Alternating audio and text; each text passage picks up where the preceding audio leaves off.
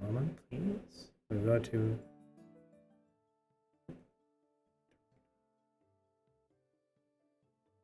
Aye, what? Oh, so I have. 1 second. Hello, everybody. Welcome, welcome, welcome. I just hit 100 followers. I'm going to have to come up with something to do for that.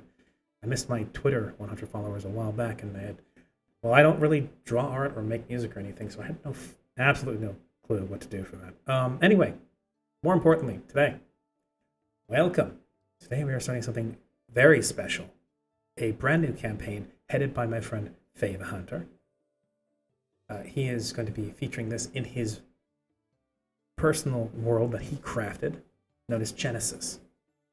It is a high fantasy, relatively high tech world, depending on where you are located, naturally. One fraught with danger, strange new phenomena, and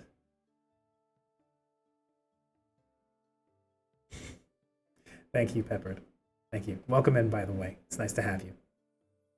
Uh, it's going to be exciting. I'm greatly looking forward to how Frey runs this. He has got a penchant for storytelling and for the dramatic, much like myself. We both tend to carry on. We have much similarity in that. That said, um, two of our illustrious artists, one of us is a player in this game. We're so kind as to create both the background and the reactive PNGs for our characters, which you will be seeing quite a bit, as this will be a mostly RP, theater of the mind themed or style game, in which we will be taking place primarily in the penthouse of a hotel, which I will switch over to now. Welcome in. I'm going to switch this off, as it will be completely unnecessary. And I'm going to unmute the Peanut Gallery. This, by the way, was by the illustrious artist known as Nara Kane, who is also responsible for my Vroid model you just saw. She's great at graphic design and for Vroid sculpting. So, I will now hand over the reins to Frey. Alrighty, hello. Hi everybody, thank you for tuning in. Rami did a wonderful job of explaining everything, and so I'm really excited. I haven't DM'd in quite some time. And most of all, I haven't gotten to really get my feet into the Twitch streaming yet, so this works good for everybody. I'm really excited to get here and get things rolling, and so that's exactly what we intend to do. As Quest put it so well, um, wonderful artists have come together on this. These players have worked their butts off, so I'm really proud of all of them. And I think it's time to get it going.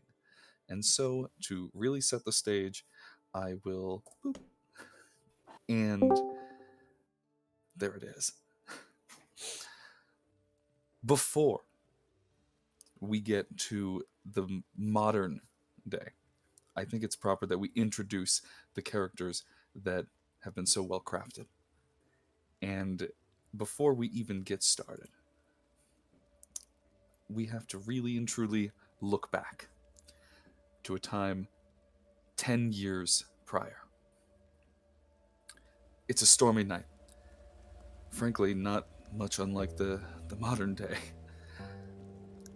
But this is a little more hectic in the floating city of Iris. Sirens are blaring, helicopters are flying in the sky, there's spotlights covering the Ninth District. As a rather innocuous van is driving down the highway. Inside, there are two people, one of which being the well-known and well-respected Irisian scientist, Dr. Harmus Worf. But he's in the passenger seat. At the helm is a confidant of sorts. That confidant being Dr. Genevieve Valentina. As they make their way through this hectic maze of guardsmen brandishing their weapons and this absolute panic. They get off the highway and they pull over into a small warehouse district. As they pull in, the van stalls, and Dr. Worf breathes a sigh of relief. He then turns over to Genevieve and God, I didn't think I was going to get this far. How are you doing? Well, the nerves are most certainly getting to me, but, well, what can we do? I barely managed to keep my hands steady, clamping them to the steering wheel. Well, I don't think I'd be able to do this without you. Likewise, Doctor. All right, let's see how they're doing. And as he climbs out, you are in a rather run-down warehouse. This has been abandoned for quite some time, and it's very obvious to see that that is the case. As Dr. Worf climbs out of the car, he rolls his shoulders, he looks around, and gives a little... Children, it's safe, you can come out. And seemingly from the woodworks of this dark, rather foreboding ruin of a warehouse starts to emerge small shadows, just nooks and crannies. And they draw closer and closer to the small bit of light that's bleeding through. And the first one that appears is a small tiefling girl, usually the leader of the pack. And one by one, they all begin to follow. And as they see you, they all run up to the van.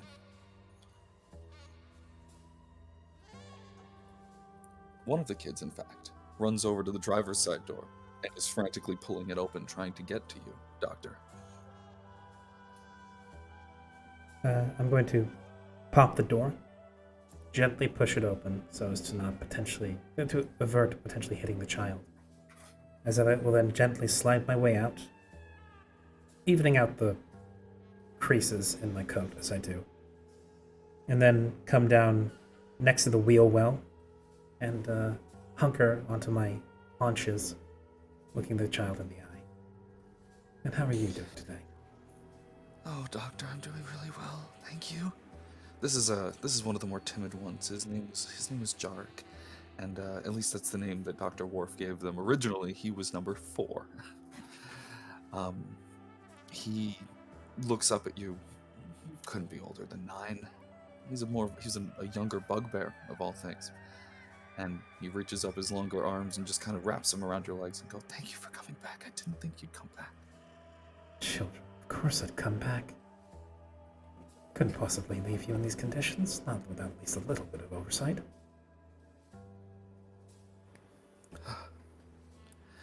He doesn't let go. Like, both of them, I put my hands on top of their heads and slowly stroke their hair. Dr. Worf kind of leans over the van and goes, "All right, we're already in too deep at this point. There's no turning back. But here's what we have to do. My contact has already gotten us there.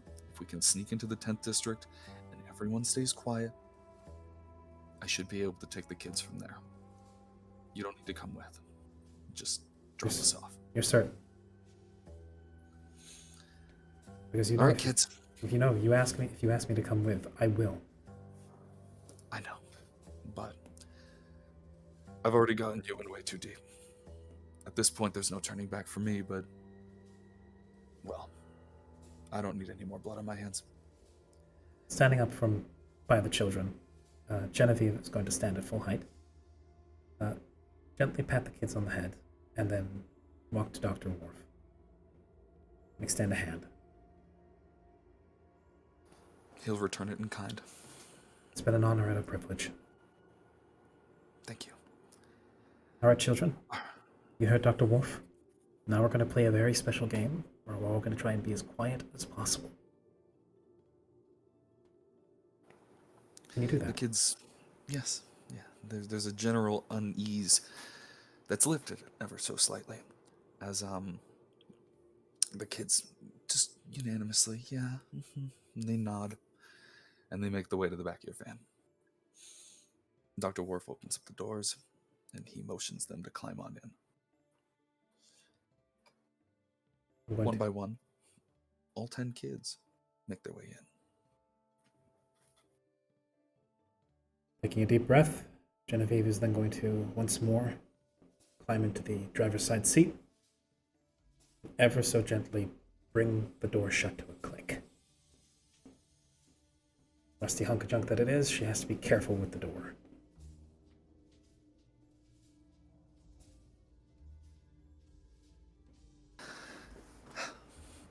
As Dr. Worf climbs back on in, he glances you up and down and gives you a reassuring sigh, a nod. He then looks back to the kids who are all very clearly not in a great headspace. It's clear that even though that they're being quiet and they're listening well, they're conditioned to follow orders. But this is a little different. Dr. Worf brings up his phone, he places it up on the dash, and it shows a GPS location. It's a very short drive from here. You just have to stay low, and he turns and goes, "We'll stay low, we'll keep our lights off. If any guardsmen try and stop us, we should be okay. Just, if this doesn't work out, tell them that I had a gun to your head. Tell them whatever it has to be, just, I don't want you dying on me too." Were this any other situation, I would flatly refuse to tarnish your name. But I know that if I were to be compromised, I would be of no use, and I could not help people further. That has been our modus operandi for this time, has it not? So yes, pragmatism before emotion. She reaches into a pocket in her coat, produces a small bottle, pops the lid, and throws another Adderall pill into her mouth. Right. Slaps it closed, puts it in her pocket, and her hands once more wrap around the steering wheel. No time to waste. Indeed, there is not. And that's when we fade from this memory. The van pulls out of the warehouse into the night, and then we cut. We're in a different time now. And a few years, not necessarily a few, not even a few years, about a month or so has passed. Dr. Worf, a well-known, respected Irisian scientist, was brandished a traitor by the city of Iris, escaping with the research materials and attempting to cross enemy lines in order to give the enemy an edge. That was the official story, anyways. Dr. Worf and all of his experiments were marked as KIA. Not a single one survived. His name was brandished across the land, and he was stripped of whatever titles he may have had. However, that did not necessarily mean that the research that he committed his entire life to building upon was wasted. In fact, it was quite the opposite.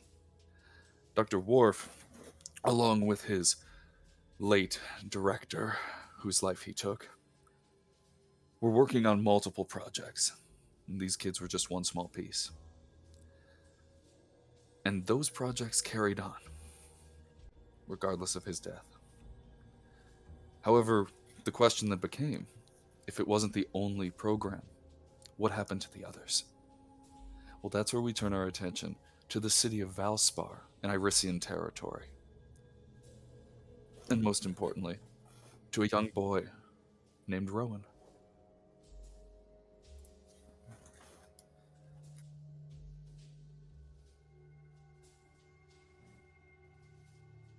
It's me. Jumping in. There he is. Alsor's just jumping off the fucking... Told you. Mood Hello. and different things. And I'm being restrained by a hose, but it's okay. Okay. You live a very quaint life, in fact. The city of Valspar is sometimes even considered to be a little bit more illustrious than the city of Iris. It's the marble city of white. a territory bordering right near the Black Spine Mountains, the site of a great war nearly 200 years ago. However, at this point in time, it's a time of peace. And you live out your days very simply and happy with your mother and father, Irisian natives. They've been here all their lives, at least so they say. You're sitting down for a simple family meal. Your mother grabs the food, your father brings out all the plates. It's a happy time. And I'm over here playing with my little fire truck at the table. Yeah, at this point, you would probably be, what would we say, 5 or 6? Yeah, 5 or 6, yeah. Yeah. And as you bring yourself to the table and your father kind of just gives you a little brush on the hair, he picks up the truck and goes, not now. Maybe in a few years. But, no toys at the table, kid. You know better. Rowan's just gonna hold up and grab your hands like what a little child would do. Just hold up, grab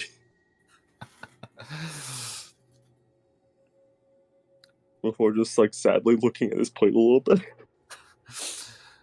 His father takes the truck, it's a decent size, and he gives it a little pinch. And as he pinches it, it goes from a decent sized toy to a small little pocket, little toy. He just completely morphs and shifts the size of it. And he slips it into his pocket and goes, I'll give it back after, kid, but remember, we gotta pay attention. We're eating. Ma worked real hard on this. And then he sits What's down Ma next. cook? I don't know, Peppy. What's your favorite dish? Fuck. No, but for real, just some Valspari chicken, something. It's chicken Something like adobo. chicken Like, adobo. Yeah, sure, we'll go with that. yeah. Your mother brings it all out, and she smiles and sits down. Music is playing. It's a very nice night. And your mother and father, they lean back in their chairs for a minute, and then your mother looks over to your father and goes, "Hey, honey, you know, it's our what is that? Our 5-year anniversary." And your father goes, "Yeah, I guess you're right. I didn't even realize." Would you look at that? And then they both look over to you, and they take each other's hands, and they look over to each other with a bit of apprehension, but it's quickly thrown aside. You have a wonderful family dinner. Nothing bad happens. Moving on. No, I'm kidding. Nothing bad happens. Moving on. We don't get that luxury here. Yeah. Dinner's finished. Your mother's playing with you on the floor, actually, at this point. She's gotten you ready for bed. It's just about that time. Your father's doing the dishes in the kitchen. That's when you hear the first slam of a car door outside. It's loud enough. It gets your mother's attention. It gets your attention. Me and my little dragon onesie right now. Yes, you're in your little dragon onesie right now. Your mother, curious as is in her nature, gets up quickly and looks out the window. She's curious, but she doesn't see exactly where that came from. She's not quite sure. She looks over to you, then calls out, "Adani!" To which your father steps from the kitchen. "Yeah, what's up?" She goes, "Did you hear that?" "I did." Hey, bud. Let's get you to bed. As your mother scoops you up into her arms and goes, "All right, it's time for bed, bud." Takes you to your room. I want to play with the fire truck. Tomorrow, little one. Tomorrow. Oh, okay. You climb the stairs to your family home, and you and your mother are in your room for a while. As you're laid down to bed, just as your mother flips off the lights, you notice that there's this just radiant glow just emanating from seemingly the front yard, of which your bedroom has a pretty good view of. It's not like the sun, but it's a warm glow. Your mother stops, looks over at you, and then a wave of concern washes over her face.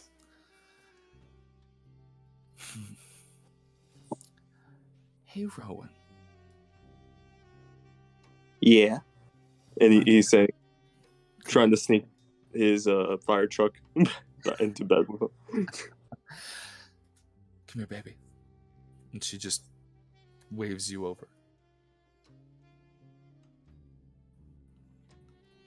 And I'll come over.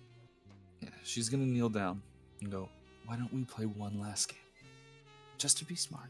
It's a good way to go to bed. Don't tell Dad. Okay? Okay. She's gonna take her hand and place it on your head. And it's almost like the world around you becomes muted. You can still see, but it's almost like you're trapped underwater. You can breathe, you can move, but everything seems muted, like I said. And she leans in close and goes, hide somewhere in your room. Stay quiet, don't make a sound, and I'll come and get you in 10 minutes. Sounds good. And he's gonna immediately like get on the ground and just like roll under the bed.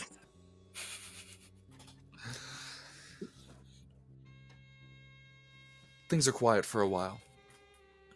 You hear your mother call your father's name as she shuts the door, turns the lights off for sure, and locks your door on the way out. As you don't really know what's going on. After about 15 minutes, you hear seemingly the sounds of muffled shouting and crashing, but it sounds very far away. You're not quite sure what it is, especially being your age, but whatever it sounds like, the people that are there sound angry. And even through this gloom and the muted everything that's surrounding you, you can still see that faint, warm light.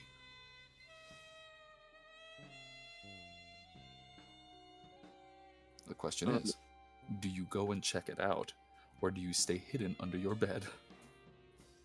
You know what? Time to go check it out. I'm a dumb little kid. My intelligence is not 18 yet. More like -8 right now, but yeah.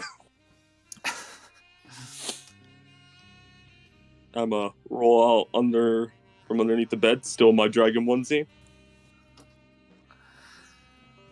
You make your way to your door, and even though your mother had locked it from the outside, you knew a thing or two. You might be a kid, but you knew how to get out. You reached your hand up to the door and gave it a little jiggle and jostle, and that pops the lock. It's one of those easy ones. You swing the door open, and though everything is still muted and you can't even hear the sounds of your own footsteps, you bear witness to what appears to be 7 or 8 men scanning your house. Whatever they're doing, they're armed. They're in black gear, some metal plating, and they have guns. They're sweeping your house right now. They're looking for something. You don't know what yet. Can I tell they can't see me? You might be able to. Go ahead and give it a, Actually, not quite sure what kind of check that would be. Let's just go with the general perception, I suppose. Do you perceive if they perceive? Do they perceive?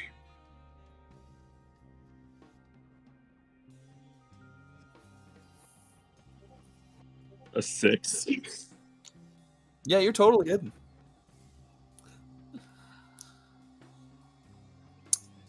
These men are swapping around the house, though. They're flipping tables, they're tearing holes in the wall, and the entire time that glow is just still outside. However, one of them starts heading up the stairs.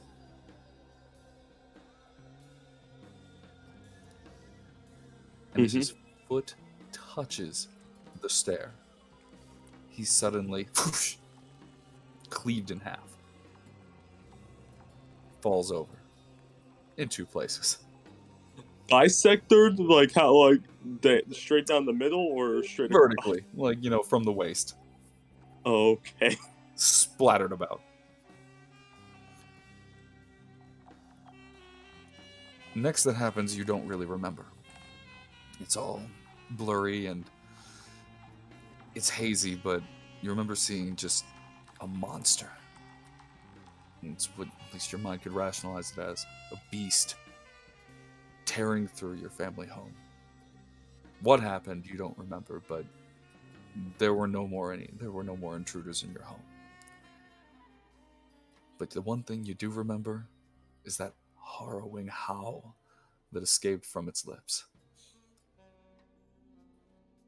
But even more so than that creature towering in the center of your living room quickly fell to its knees as that beautiful, haunting light finally steps through the front door of your home. And standing before you is this glowing woman. She's patient.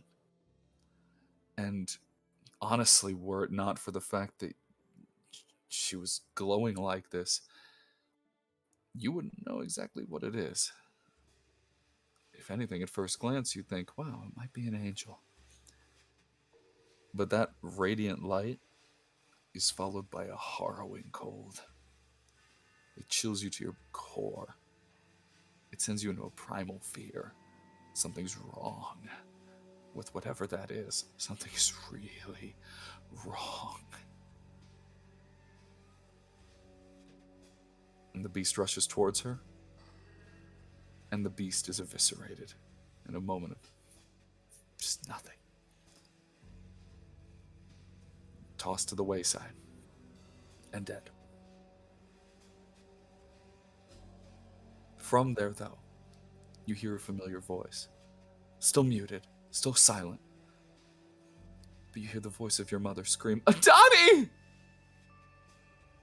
and rush to the now collapsed monstrosity, dropping to her knees.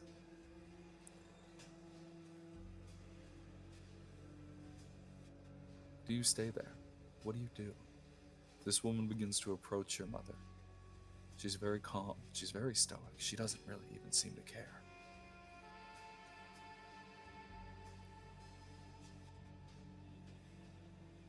Well, never mind the fact that I was just probably traumatized. That's apparent. Welcome. You can fit so much trauma in this penthouse. Just fucking slaps the roof of the penthouse, like slaps the fucking ceiling. You can fit so much trauma in this bit.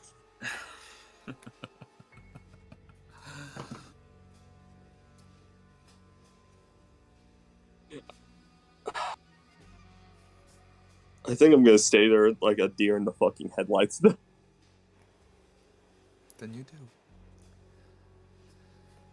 As you make it, or rather as the woman arrives, she stretches out her arms and she speaks, and it's clear as day for you. Everything else sounds quiet and far away. This woman's voice bleeds through, and it's very clear. It's very calm. As she stands before your mother, you hear, "Test subjects should have been eliminated. You were no longer required. You should have died when you were told to die. I'm here to clean up that mess. I'm sorry." And as she stretches her arms out to their sides, from out of her back emerges these two beautiful wings that then manifest into energy and form what appears to be a halo, a massive halo on her back. Your mother attempts to stand up. Her face is grabbed, and she burns away into radiant light in seconds. And she's gone.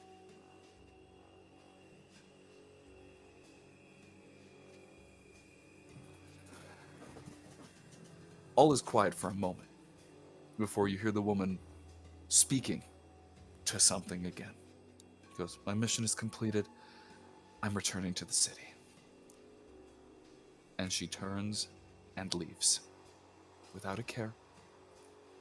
Everything was confirmed, and you were left alone in your family home.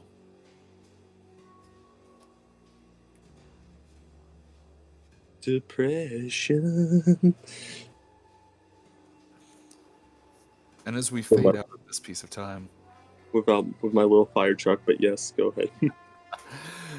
as we fade out of this piece of time, we return to the city of which this woman came. The city of Iris, the crown jewel of the Irisian coast. The all-watching eye.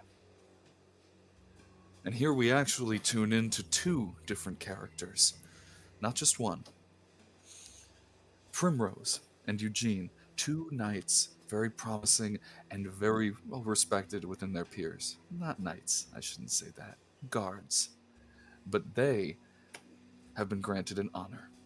They've been pulled aside and told, you are getting this rare, once-in-a-lifetime opportunity to become a knight. You have some time to mull it over. As you've been given this chance, you get to decide in the barracks, a barracks in which you shared. You decide amongst yourselves. You two are alone in the barracks with this news. Please, go on, take the stage. Well, what do you think?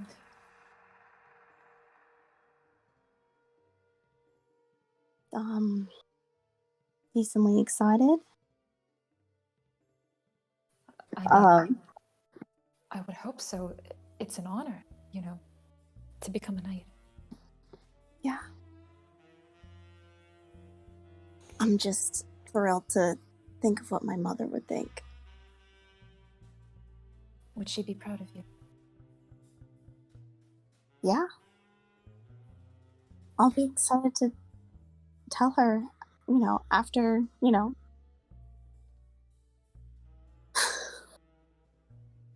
I'll be That's good. excited to go meet with her. I think I'm gonna go for it myself. Don't know if this is exactly what my parents would have wanted, but I don't care. I want this.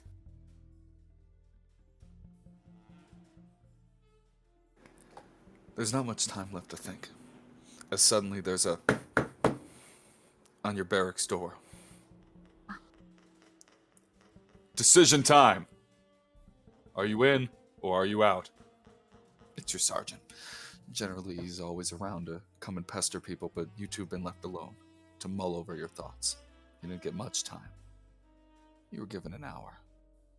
Now's the official time to decide. What are you doing? Are you going to go and become a knight like you've always dreamed of?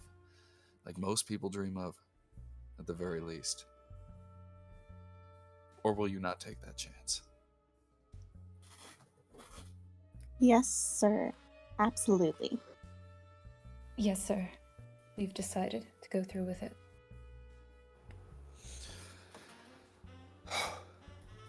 Good luck. The doors open to your barracks, and in steps in 3 knights. You can only tell that they're knights just judging by their general appearance, in particular, their purple eyes that glow this unnatural magic. In the center of them, though, is a doctor. Aged, in a lab coat, what you would expect from one of the eggheads over in research and development. Man looks over you and goes, we shall begin the experiments. Come with me. Your knighting will begin. Both of you. Chop chop. Let's go. Yes, can I get your name? No. That doesn't matter. Sure. Absolutely. Come on. We're off. It is a very important moment for you both. I wish you the best. As he leads you out of your barracks, in the center there is a helicopter waiting for you both. The knights take their way in. The scientist beckons with a very formal half bow as he moves his arm towards the helicopter and goes, after you. I'll give a curt nod and head on into the helicopter. I'll follow behind. He follows right behind you both, and you take off. It's not a far flight. If anything, it's only one district over. The research and development and the night program in general is just right next to the barracks. It's their most well-defended place. You land and are quickly shuffled into a massive windowless building. A skyscraper towers into the heavens. The doors open as you step inside, and the knights turn around and keep guard. Now come. We have to get this going. It's going to be a very good time for both of you. Yeah. Yes, sir. Just, yep, follows along.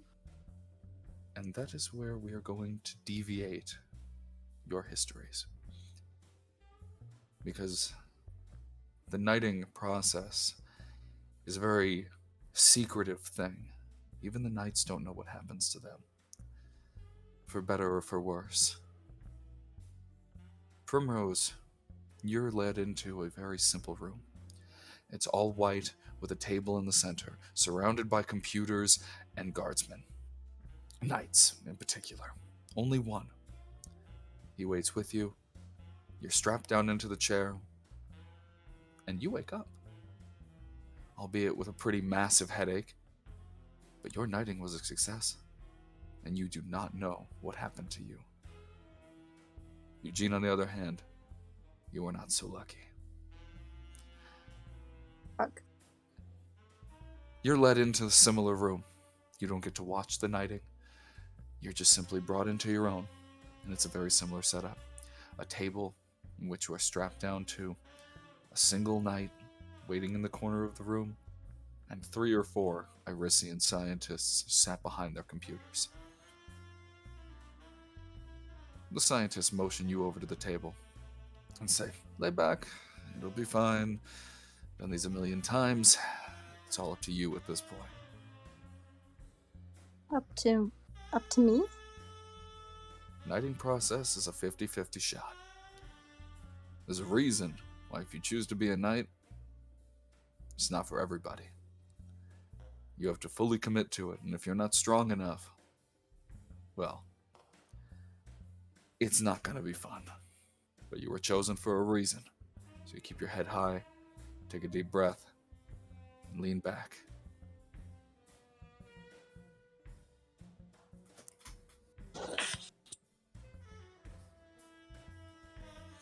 Yep. I do that. Yeah. The scientists step over and they strap you in. And you're almost on like a coffin. And you're pressed back into said coffin, and the lid is closed. You can see.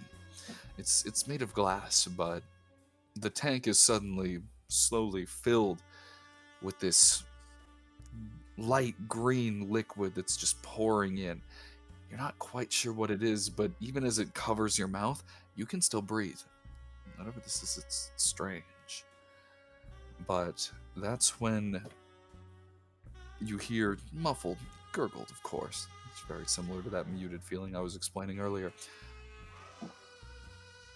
Alright, she's in. We can go ahead and we can make the processions going forward from here. Doctor turns and moves his way back over, and as he does, a second coffin appears across from you.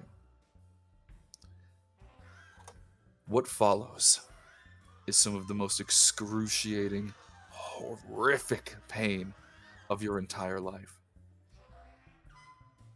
Surging, it's like lightning bolts in your veins. It's burning you alive. And then- Oh, sorry. Oh no, go. Oh, I begin banging my fists on the walls of the glass. Yeah, you don't have enough strength left in you to do it. You lift your hands and with all your might you try and punch through, but it doesn't. It just think. You barely have any feeling left, and then suddenly you're watching from above. You're looking down on the room as you glance over to see yourself in the coffin of sorts, laying there motionless in the liquid.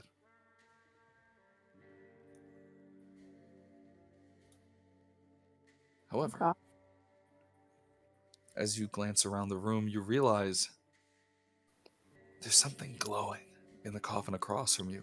You don't know what. You're not quite sure what the hell it is. But something is manifesting, something is forming, and it's looking right at you. No scientists, or even the scientists are fine. They're not even batting an eye. This is normal for them, apparently. The knight's not moving. However, that manifestation, that energy in the coffin across from your corpse, is then pulled out and flung into your body. And suddenly, your own body springs to life, with you not in it. It begins jerking and twitching and twisting in all ways you could never have imagined. You shouldn't think you were that flexible. And then you're back. At least partially. Something's wrong. There's something eating at you. You're back in your body, but you can't feel your body. Something's wrong. It's like someone's trying to push you out. Now this is where it gets to be fun. Ditto. Make me 3 death saving throws. Oh God. Sorry, Damn. guys. I died in the Damn. like what, 30 minutes? I died in my backstory. I never made it. I never made it. Jeez. All right. First one. If I remember how to roll dice. Okay. So that's a 2.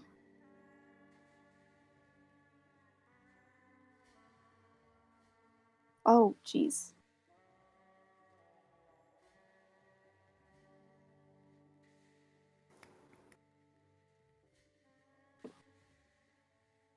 That's a 3. One more. And that's a 12. Okay. Really, it was just 3 throws. Like, death saving throws is kind of a weird way to do it, but yeah, I only needed 3. Okay. As you look down at your hands, you realize that this is your body, but that's not your skin. That's not you. That's different. The light purplish hue of your skin is now replaced with this red, scaly talon that's creeping up your body. It's jagged bones, and whatever this is, it's creeping up your arm, and it's threatening to consume you. That's when you hear the as the water drains and the coffin is open, and you collapse onto the floor. You struggle to stand. Something's wrong. But thankfully the knight's here to help you. The scientists call out, "We see. Give her a moment." And then they wait. And it doesn't stop. It keeps growing. And eventually, your vision and your eyes are covered in this film of red. And you begin to feel feral. Like there's something pulling at your chest. There's still something hammering into your mind. Like you're not all you. That's when the scientist goes, "Another failure. Throw it out." And the gunshot rings out. That's the last memory you have. Except waking up. You awaken in a heap. Surrounded by bodies. It's dark, but you can see.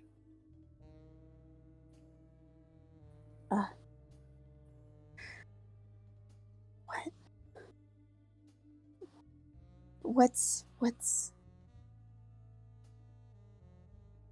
Okay, so I'm in a pile of bodies. I'm gonna stand up as fast as I can and try to like fumble out of there. It's a pile of dead bodies. Fuck no. Mm-mm. You get out of there and you stumble to your feet and you realize that, yeah, this is a graveyard. At least that's what you assume. Where you are, though, you're not quite sure, but one thing's for certain. You can feel that presence. It's still there, ever so slightly. And it's just tapping at the back of your brain. And that's when you hear a voice. Very simple one. We should go. Now. Like now. Like right now. Yeah, like right now. Where do I go? Is it like an enclosed room or is it like out in the open? Yeah, go ahead and make an investigation check. See where the hell you are. Where the hell am I?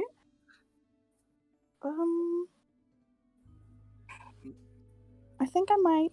Yeah, there we go. I don't know how this works.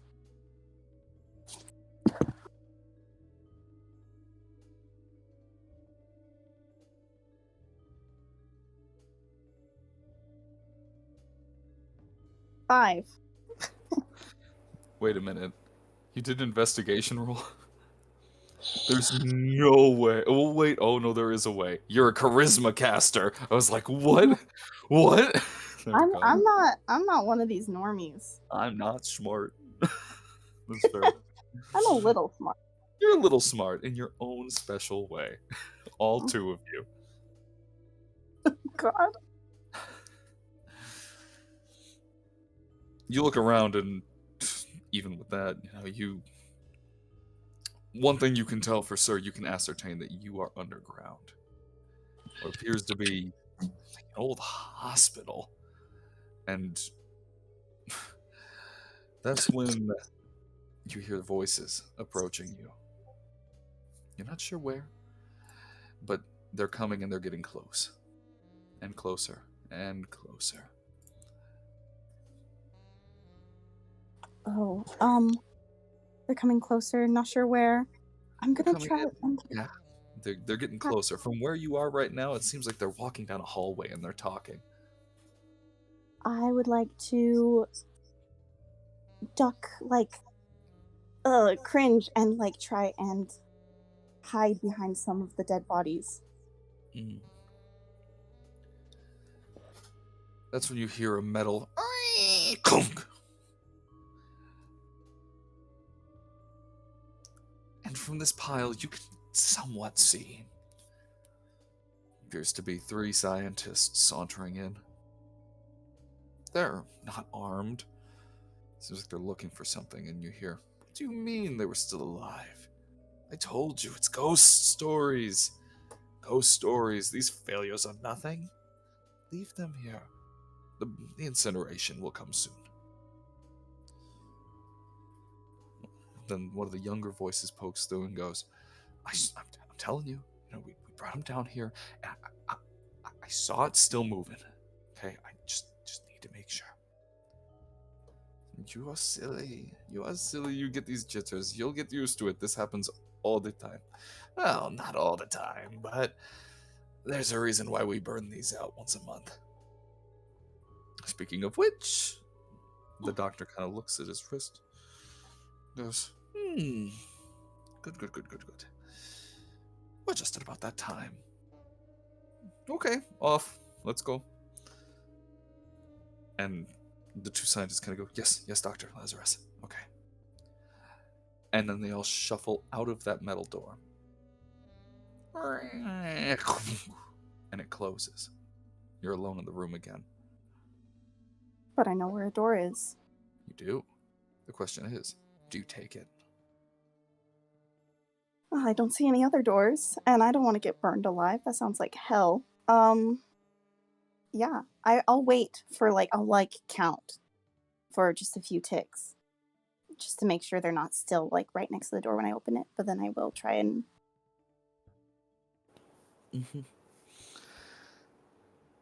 You open the door, and it's strange, but it's like you're in some kind of underground labyrinth.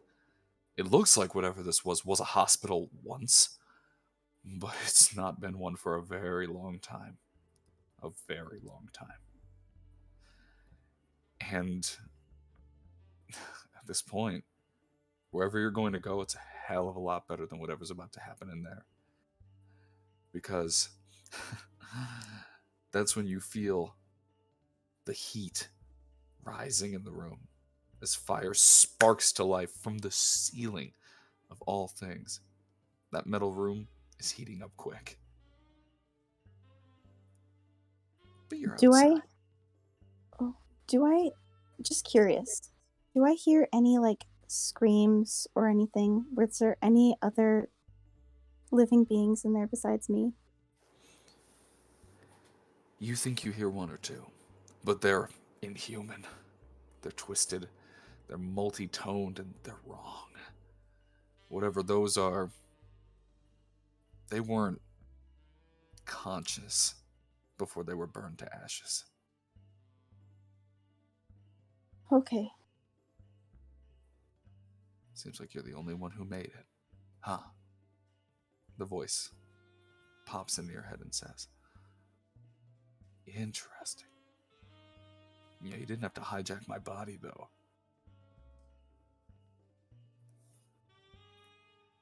Hijack your body? Yeah, whatever you are.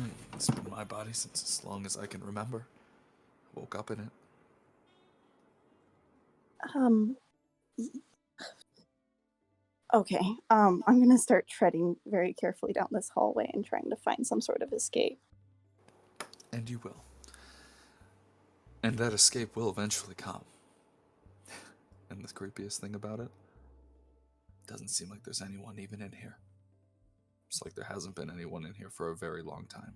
Like I said, just ghosts and echoes. But you eventually find your way out. You climb yourself out, and you see the light of the city of Iris in all of its glory, high in the sky. What you do from there is you just have to make your living somehow. Probably don't want to go back to those nights, though. But No. what we do from there will be revealed later, because for now, we're jumping to a different part. And in truth, it was happening almost at the same time. Give a few years. 3 years have passed. As it's getting closer and closer to the modern day, but there's still a few things. And this doesn't even take place on this side of the world. In fact, it's over the border. But first I need to see if Jake is here. Jake, are you here? Yep. Okay, you're back.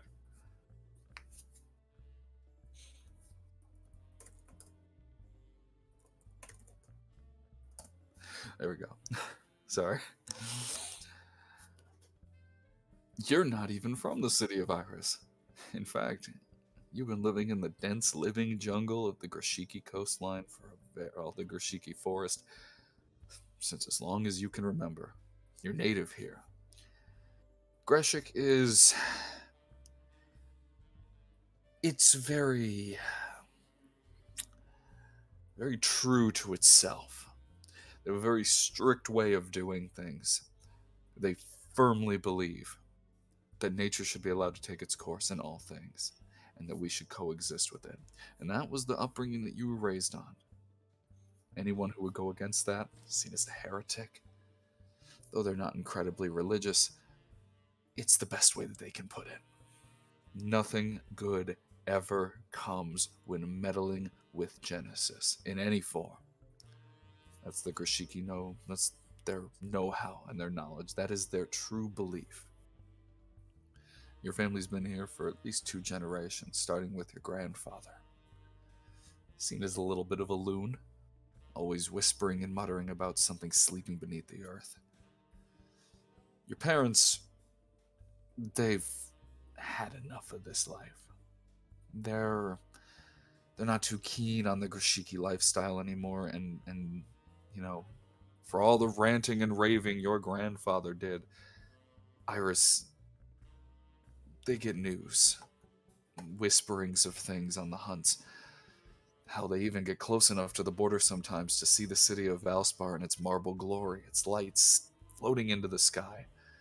They see the memorial to the Black Spine Mountains, which were cleaved in half to pave a new path of friendship for the Irisians and the Grashiki. And because of these things, they've decided, maybe it's time to go. They ask you to go gather your things, say goodbye to this place, get ready to leave for the least year-long journey it's going to take to get out of this forest alive. And they send you off to your room. Gather your things. We need to get going, and soon. I'm over it. Your father, a bit of a brasher man, kind of takes this with a stride. Your mother, very quiet, just nods and is packing away the kitchen. You've been sent away to get your things. He will enter his room. How old would he be at this point? At this point, he's probably about 15, 16. How old is he in the modern day? Sorry, like late 20s, early 30s. Yeah, so at this point, Probably late 20s-ish. Yeah, late 20s. Yeah, he's probably like 16 at most. Okay. This has actually been some time prior to this, so technically a little later in the timeline. We'll ignore that.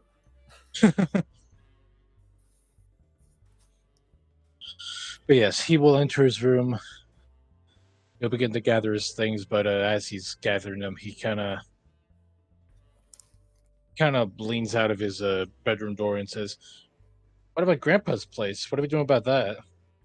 We're not going anywhere near Grandpa's place. Let it rot with the rest of his crazy shit. Oh, who died? June died. She's fine. All right. Well, yeah, but at least, takes him from there, at least as memento. Cal, I've told you 1,000,000 times, kid. We don't want to deal with him. That's why we're leaving in the first place. He's dead. Leave it be. Get your stuff. He goes back. He goes down back into the basement. All right. He'll gather the rest of his things. What time is it currently? It's about midday. They're planning Okay. on leaving in the morning, and so you got pretty much a day or so to prepare. It's probably about 3 in the afternoon.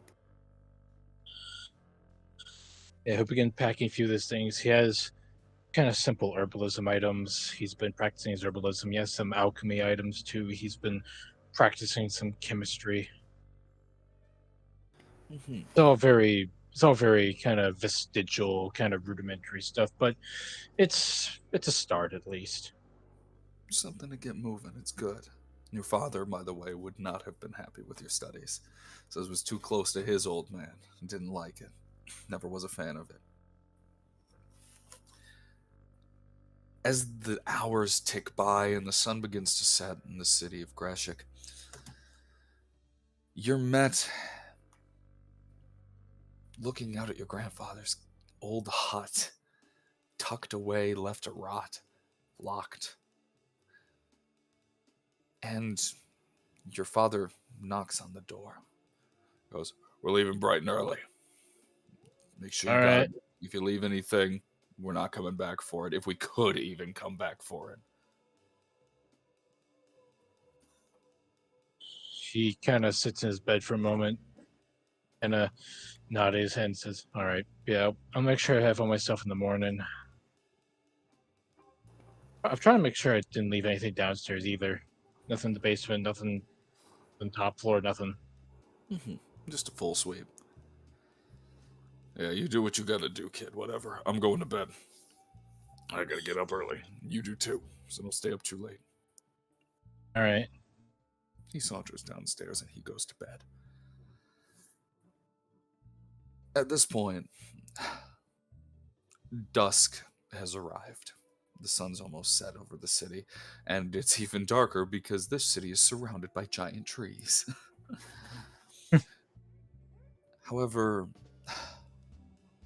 as you wind down for the evening, you hear something very faintly. You can't even tell really from where at first. From outside your window, a very soft and sweet hum. Just.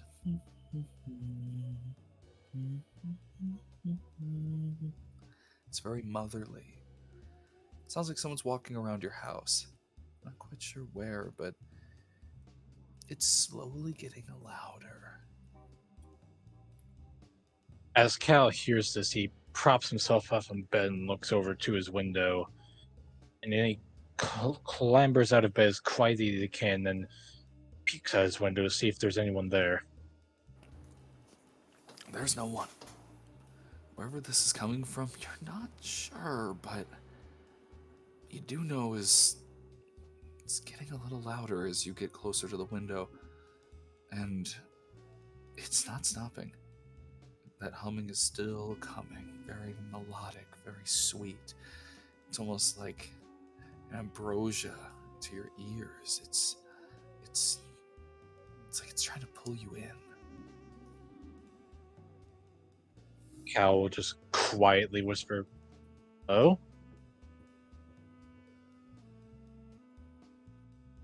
Come home, child. Come home. And in the distance, you see a faint light from underneath the door of your grandfather's hut.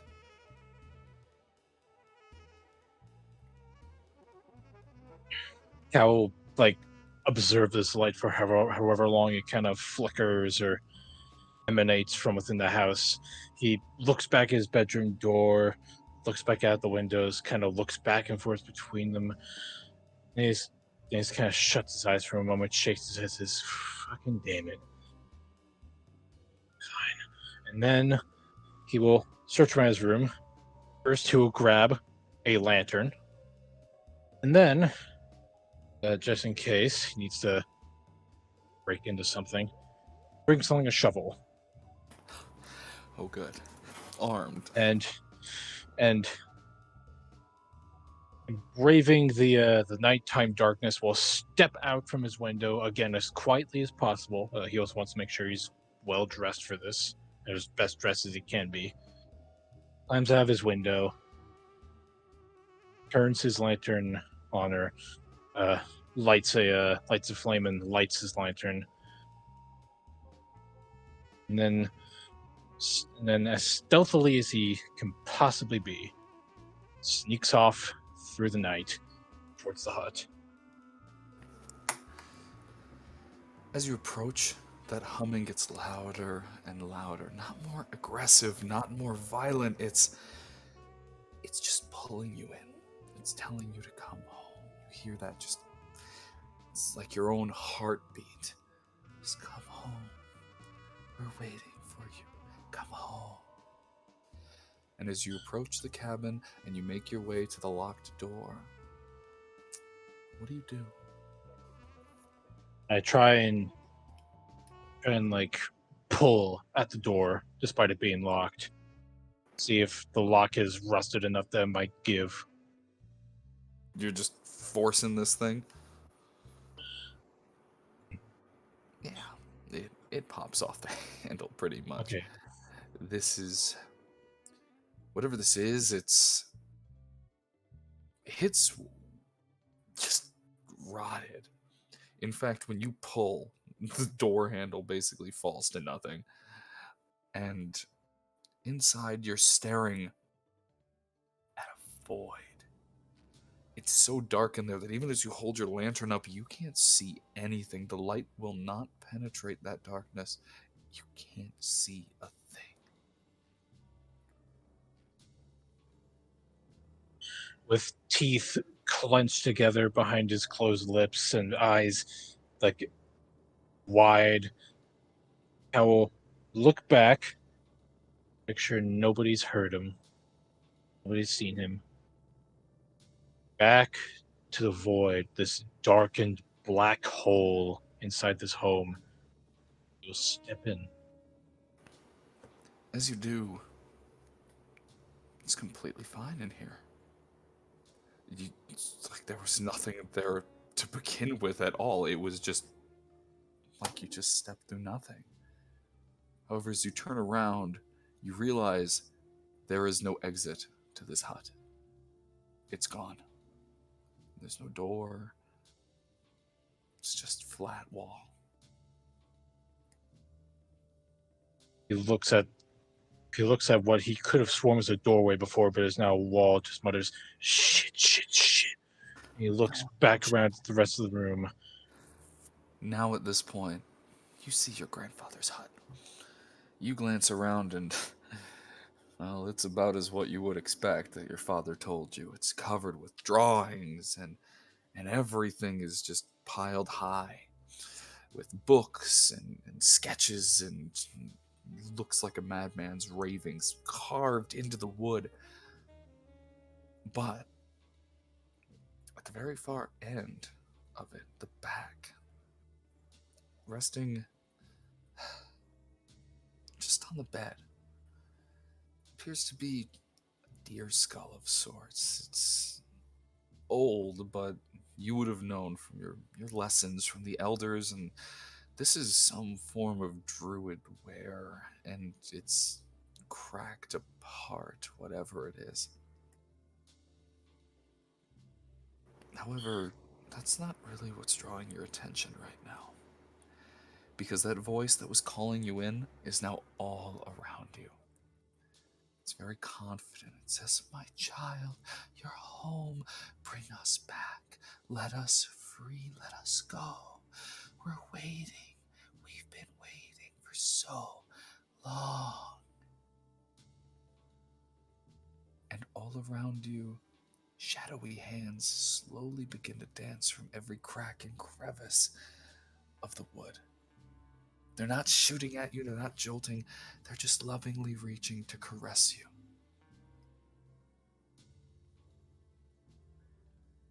Cal will steel himself. He'll continue kind of creep his way through the house, but he'll just whisper, "Who are you?" I am your mother. I am the mother of all things. I'm what keeps this city strong and alive, as I have been doing forever, since the dawn of creation. And you, my child, you're home. Now, let your mother in.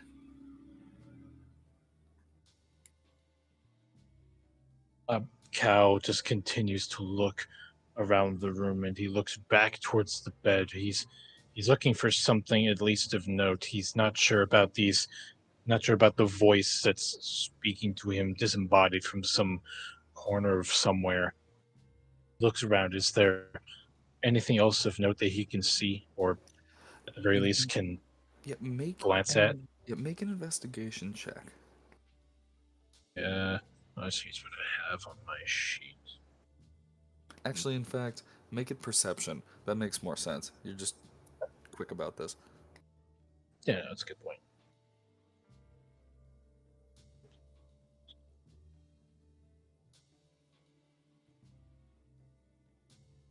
I got a 6. Rip. God damn it, y'all. No, really and truly you don't. From the madman ravings and rantings and now these arms that are reaching out for you.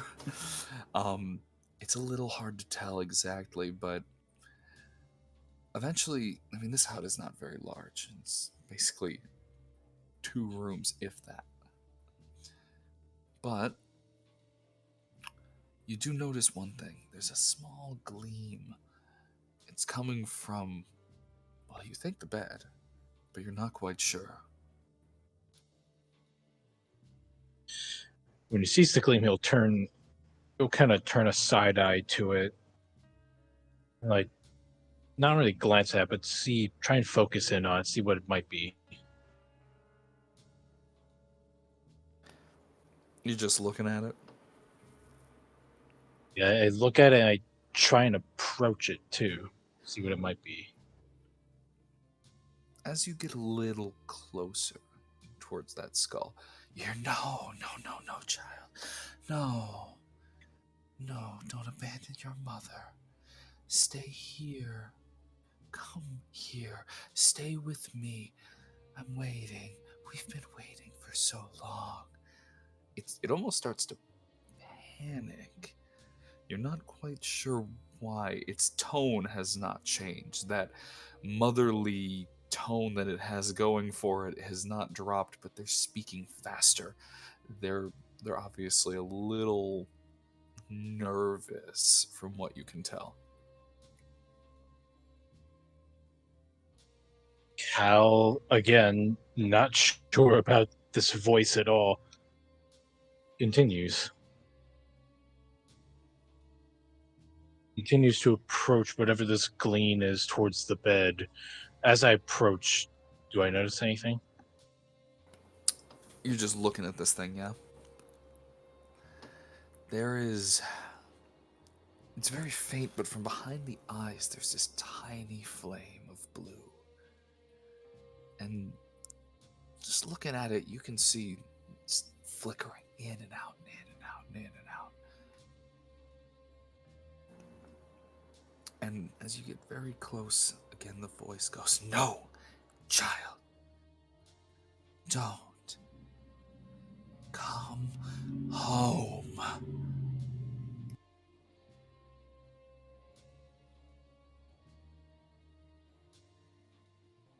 I check around the room again, but then I also take a peek under the bed to see if there's anything there too. No, just more hands. More hands. More hands. They're just, again, they're reaching. They're not clawing, they're not grabbing. It's like they're reaching to just give you a gentle caress. While he's being kind of not so much swarmed by his hands, but not really even being assailed by them either, Cal looks back at the skull, hesitates for but a moment, and then reaches out his hand towards it. The moment you do, there's a no as the dark fades and the skull flares and flashes. What was once a small ember, a spark, is now erupted into a small fire. But notably, it's not burning the bed. It's just illuminating around you. And that's when a new voice takes hold. A new hand touches the... I'm kidding. I swear to God. No, I wasn't. But who are you to awaken me from my slumber? I'm Kaladin. You are not the one who brought me here before, but you are similar. Who are you? I'm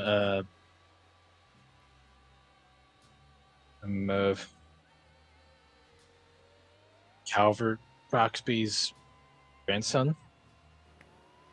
Ah, that name is familiar. You are here for a reason. That reason I do not know, but you've invoked a return for me. I see. Strange. This thing is talking in code, and frankly, you struggle to even think you might even know what the hell it's talking about. You knew him? I think in another time, in another life, they're familiar, but I do not recall. I can offer you protection in exchange for escape. You're not gonna kill me, are you? No, that would not be good for either of us. I do not wish to return to my slumber, and it appears you will become a slumbering one as I, if you do not leave.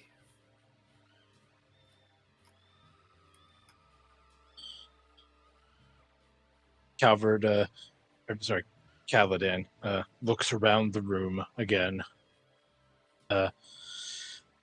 Looks back to the skull, and he says, "Well, we are going to be not staying in this place for very long.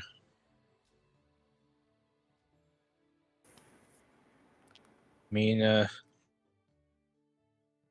don't really know what else to say other than I just came here to look for something, but if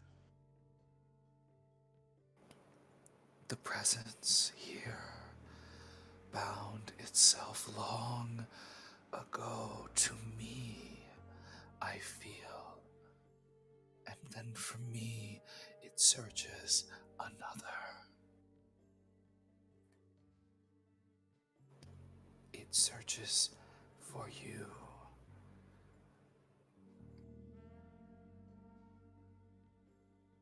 I mean,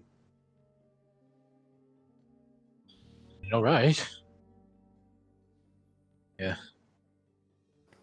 I suppose. Yeah, he sounds very, very nervous as he speaks. His voice kind of warbling a bit as he speaks, kind of under a bit of strain. Do not allow it to take a hold of you. It drives you mad. It brings you to the brink of reality, and then it takes that too. At this point, this new voice, whatever it is, sounds like panicked. Even more than the voice that was begging you not to speak to this thing. Whatever is going through this thing's mind in its fragmented, weird speech, it's almost pleading with you. What do I do? What do you want me to do? Take me. We will become, well, for lack of a better term, you will be my king.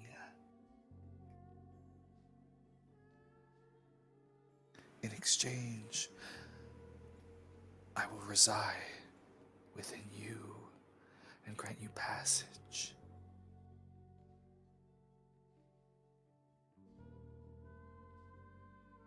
Cal will look at this thing for a brief moment in silence, take a deep breath, reach his hand back out again towards it. And a chord has been struck.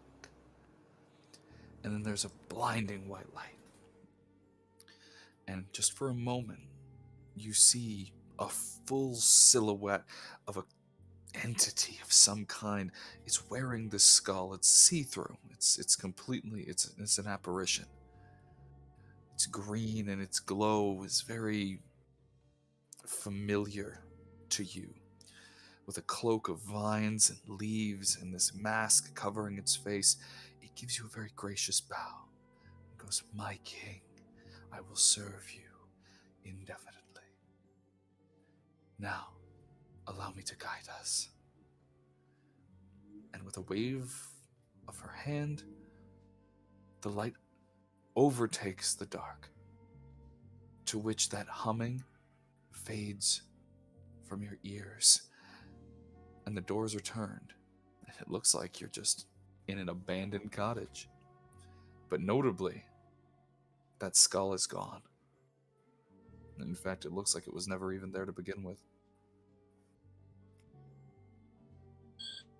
If there's nothing else within the cottage that Cal can see or take note of, he will immediately turn back to the door and start fast walking out, I'm like good at speed power walking out of there. Yeah. He puts out his lantern and just looks. He keeps looking back towards the hut as he makes his way back. You make your way back home with no problem whatsoever. It's silent. It's very quiet. It's almost oppressively so, especially for Greshik. Not a bird singing, not a cricket. It's complete and total silence, except for the sounds of your own feet against the grass. Morning comes, and you have no dreams. Your father wakes you. You and your family get up, and you head for the edge of the Grasiki. Jeez. You head for the edge of the Drashiki village. Jesus, I just could not say that. It's the H. It is. You head for the edge of the village. And for 6 months, you wander. Greshik is not an easy place to leave from. It's even harder to find.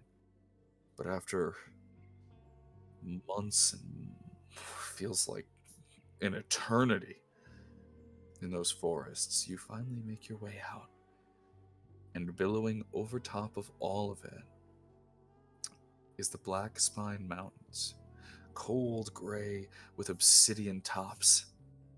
And that's the first time that very faintly, before you cross the border of the Glass Passage, the memorial of the Second Great War, as you pass through onto the Irisian border, you hear a very faint and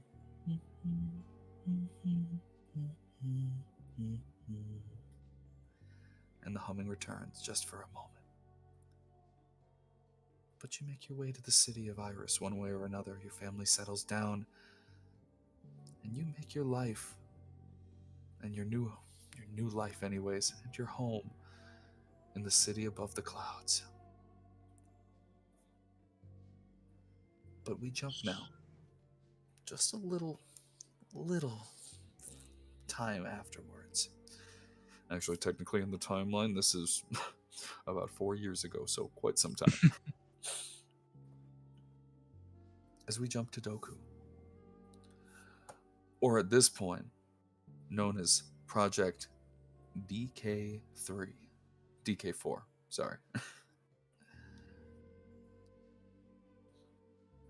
Oh.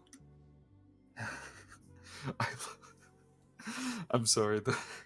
Watching Doku pop up on the screen on the stream.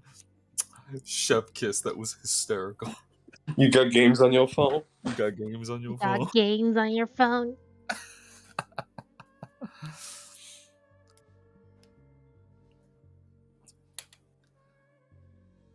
What you see is a mess. It always has been. Though it's only been recent that you've been seeing again. For better or for worse, there's only been a few constants. This has been your whole life. You see things in flashes and tubes, and there's the light that occasionally breaks through, but the one constant that has always been there. Actually, two. A very large, bulky, darker-skinned man, covered in fur, and an aged, smaller doctor in a grayed-out, very dirty coat. He looks ragged and worn, but these two have been something you've seen for quite some time. They speak to you, and really it's only their voices that you've ever heard. Today's special, though. At least they say so. They look over you and they inspect as you see this grayed scientist that's, well, he looks like a hobo. For better or for worse. He stands there and taps on the glass and goes, DK4, tests are almost done. If I would have thought salvaging something like this from the ruins of that lab. I can't believe you're still alive, little one. Little tap tap on the glass. Can you still hear me in there? He's going to nod. Good. Well then, it's almost your birthday. Hold strong, DK4, and we'll give you a name. I think that's only fitting. GR3. And he then turns to the muscle-bound, hair, werebear-looking creature. He walks over and goes, "Yeah, boss. How you doing, boss?" He goes, "Oh, we're good over here. Why don't you give your brother a name? Mull it over. We have much work to do, but mull it over." "Oh, well, boss." He kind of... He looks at him and goes, "What about Jerry? I like Jerry." And the scientist looks over and goes, "No, not Jerry. That's a terrible name." "Well, I like Jerry." And he looks sad and he kind of turns and walks away. "I'll think about it. Eventually, I'll figure it out." "I know you will." The scientist will then put his hand on the glass. And he just kind of holds it there. It's almost like he's trying to just reach out to you again. He's very protective, in a sense. He's treated you like, well, you're his own child.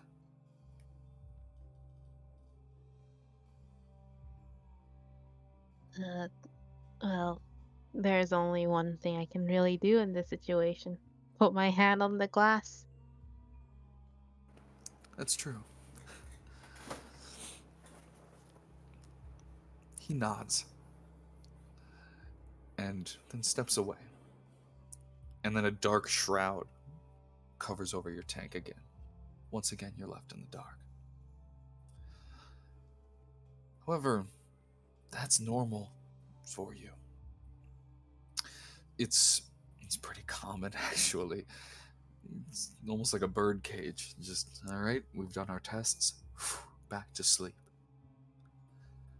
Normally, you just sit there. You've been waiting for quite some time, but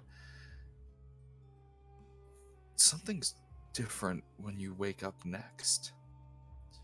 There's a droning sound, something you've never heard before.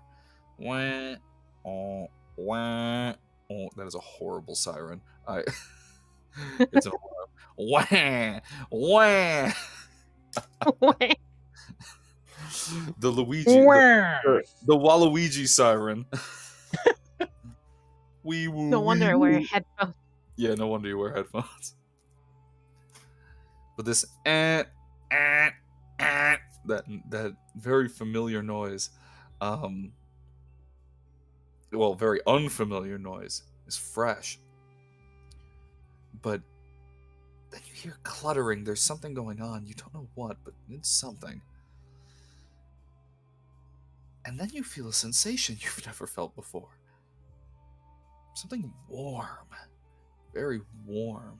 You feel it heat up your body. It's an alien feeling, and you're not quite sure. Well, frankly, you can tell me how you feel about heat. Oh, it's good. It's real good. Energizing, really. That's when you feel yourself yanked. You jostle around in your tank, and then you feel yourself suspended in the air. "All right, we gotta go. Doc's gone. I don't know where he went. Wherever Ivani, wherever his name, Doc, boss, whatever. I don't care. I don't know. We gotta go. Let's go. Come on."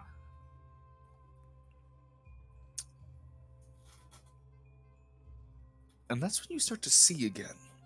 It's like the shroud is popped off, and you are suddenly like 12 feet in the air on the shoulder of the larger, hair-covered GR3.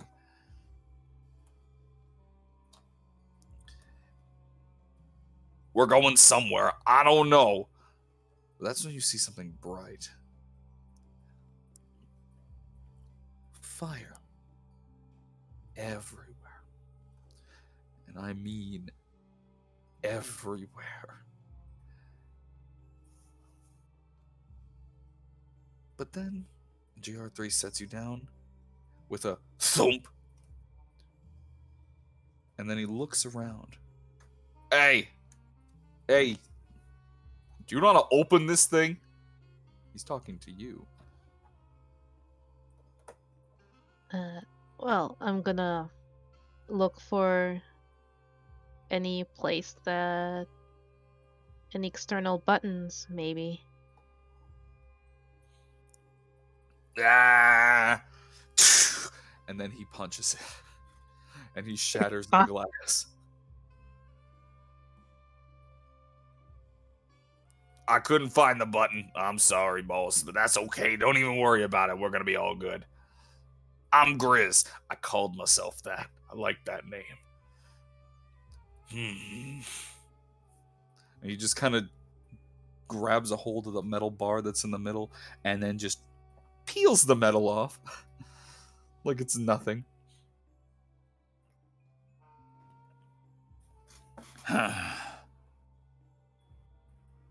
He just stands over you and kind of shakes you out.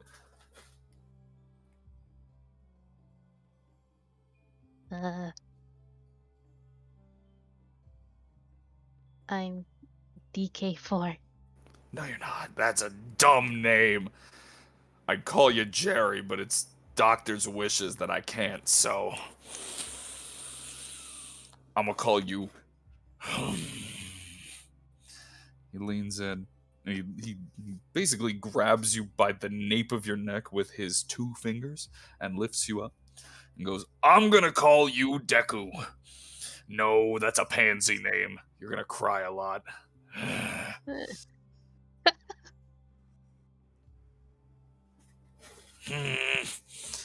What do you want to be called?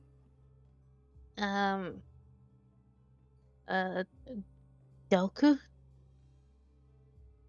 That's pretty close. I like that. That's not as whiny.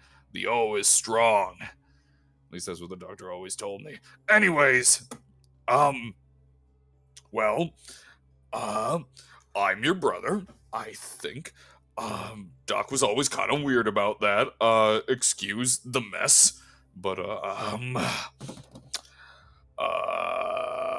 don't know what's going on, but what I can tell you is that, if fire hot, don't touch anything. Okay. That's fire, by the way. Is he sticks his hand in the inferno and picks up like a blasted metal door. Nice and warm, though. Don't touch it. Okay. Okay. Then he'll just kind of throw it across the room. Anyways, Dad's dead, I think. I'm gonna be honest, I don't know. I was gone, and, came back, and there were a bunch of those black-clothed, scary guys, and they were shooting up the place, and it was all on fire, so, I punched him real hard. That's usually my thing, and now they're dead. So, Oh. do you know what dead is? Not alive. Yeah.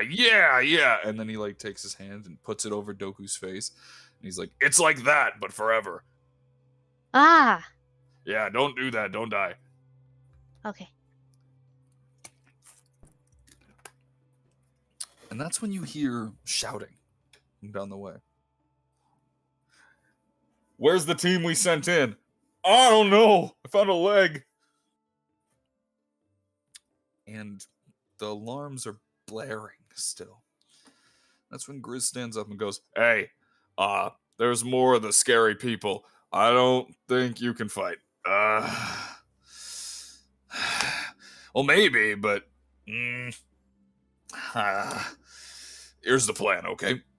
I'm gonna try and save our other brother, MK5, which I guess I'll call Mickey. I like Mickey. Anyways, I'm gonna try and find him.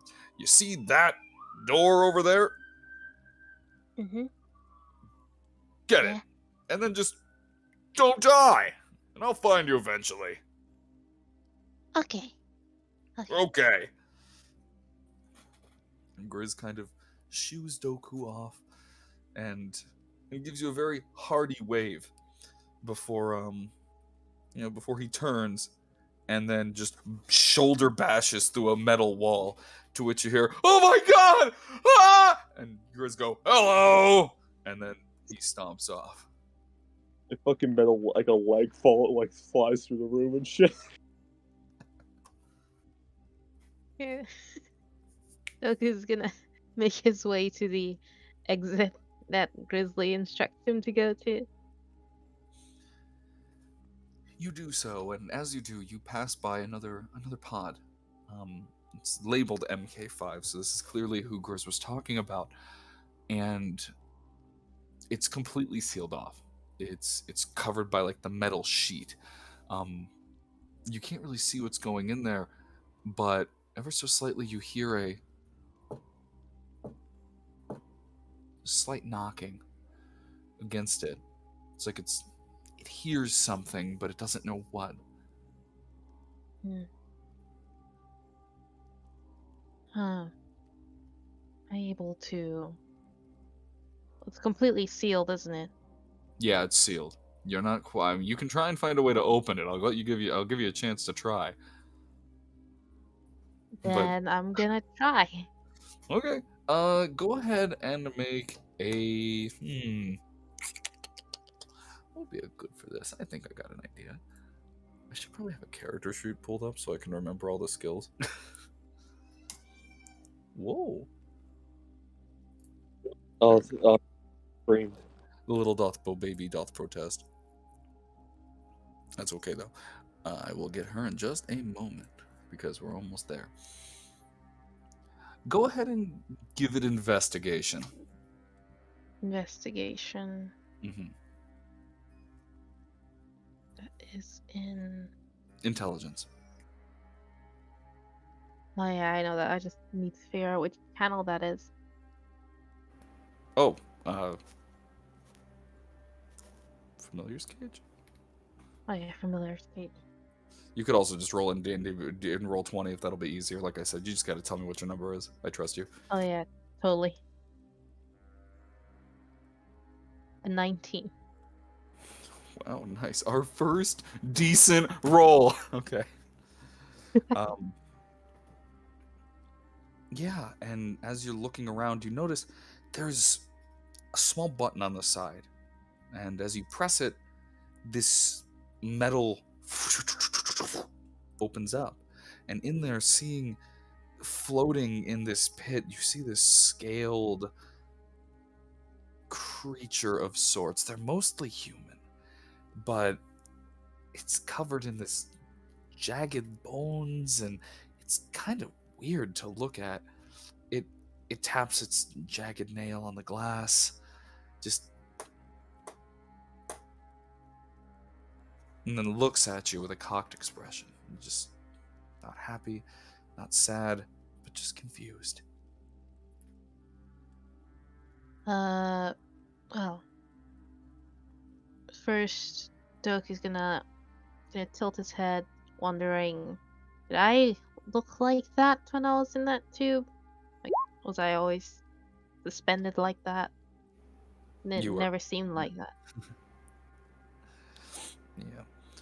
Now, one thing I will say though, as you get a little closer, he looks kind of undercooked. Is the best way to put it. Whatever this thing is, it's definitely not all there. but it's just kind of clawing at the glass, just waiting. It's trying to get out, but it only can manage a few before its arm drops. And that's when you hear footsteps approaching, getting closer to you. Go, just take that thing down. It doesn't matter. Just kill it. I'm sweeping the room. Come on, let's go. Yeah. Even though Roku kind of wants to help out Mickey, it doesn't seem like a good idea to bring him out of the tube. And with all the footsteps approaching him, he is going to get out of there and find a good place to hide or a good place to escape. Mm-hmm. Mickey claws as you run away and leave him behind. He's just... But eventually, it fades out. And as you make your way to the emergency exit, you pass along and find your way in a very, well, bright for you, but it's a very dark, sad place. And overlooking all of it appears to be these houses just jammed next to each other. Dirt roads, but most importantly, you look up and you can't see the sky. Instead, you see the underside of a massive mountain turned upside down. Wherever you are, it's not very bright. It's more like a garbage pile.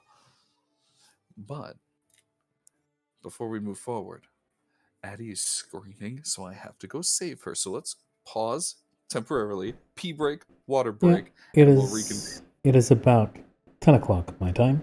So we're about halfway through what will be the normal session. So everybody, quick bio break. Go for the bathroom. Get a grab a drink of water. Bemoan the loss of Mickey, and we'll see you in about 5 to 10 minutes. I'm too busy mourning my parents right now. Yeah. So much Pee break. trauma. All right, I'll be right back. Yes, I'll be right back to you. Ba, ba, ba, ba, ba, ba, ba, ba, ba.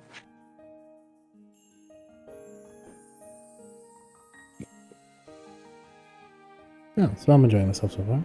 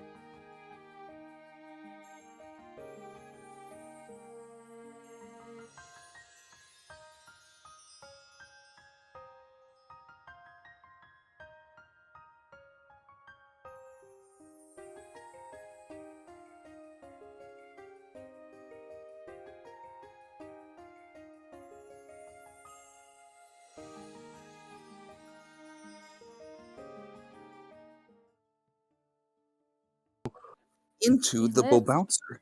He lives in me. Okay, we are back. It's there you go. Doku. Doku Doku. Come on, Addie. Doku Doko. Come on, Doku man. Go. Addie's being a butt munch. Oh, and I think we're spitting in back the on air. Yes. The ballad of the bastard. Nah, she's all sweet. All right. We are you're back. back on. We're back. Hooray. Thank you all for holding out. So Okay. now back to traumatizing children while you have a child. By We've got a real child. That's true. I gained a plus child, and now the trauma child. AKA a +1 in charisma. True. Oh, hello, Eddie. All right. Where we left off. You're in the dump. Oh, yeah. All right, let's see. Eddie, let's not rip my headset off my face. There we go. Okay. You escaped pretty handily. And escape wasn't necessarily the hardest thing in the world because it was literally just Addie started eating my microphone. There we go. As she does. Yeah, she grabbed it and grabbed my face.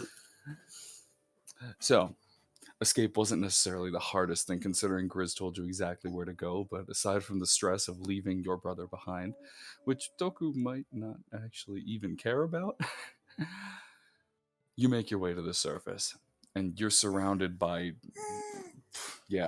just tired people and, well, from what you can tell, rundown old buildings, dirt roads, and trash. Okay. There we go. Oh, yeah. The gunshots continue to ring out, and as you kind of sit near the hole, you hear, one of them's missing, boss. We got one, though. And then you hear, go ahead and kill it. We don't need these things. Drop the other one, too.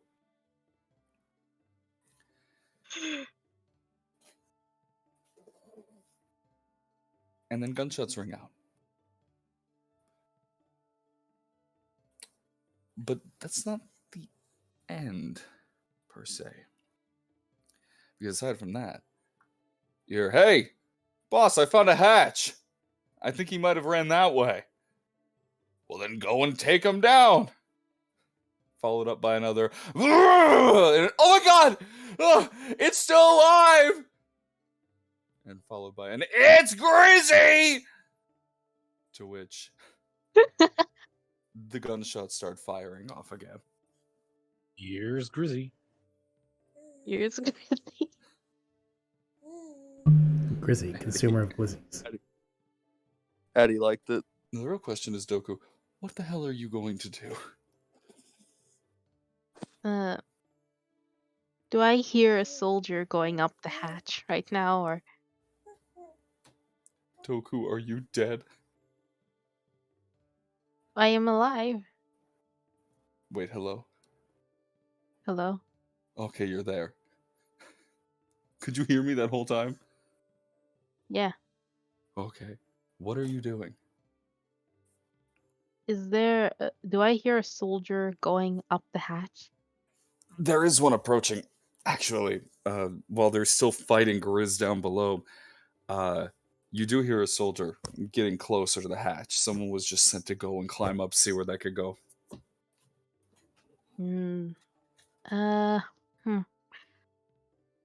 Yeesh. Doku is going to hide somewhere.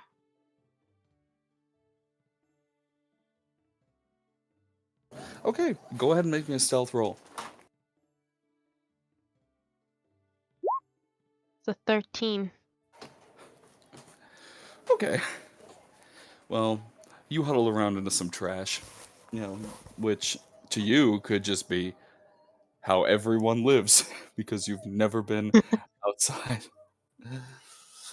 And as you kind of get there, you see this younger soldier, couldn't be older than well, much younger than the doctor. Probably honestly looks about the same age as Grizzly did.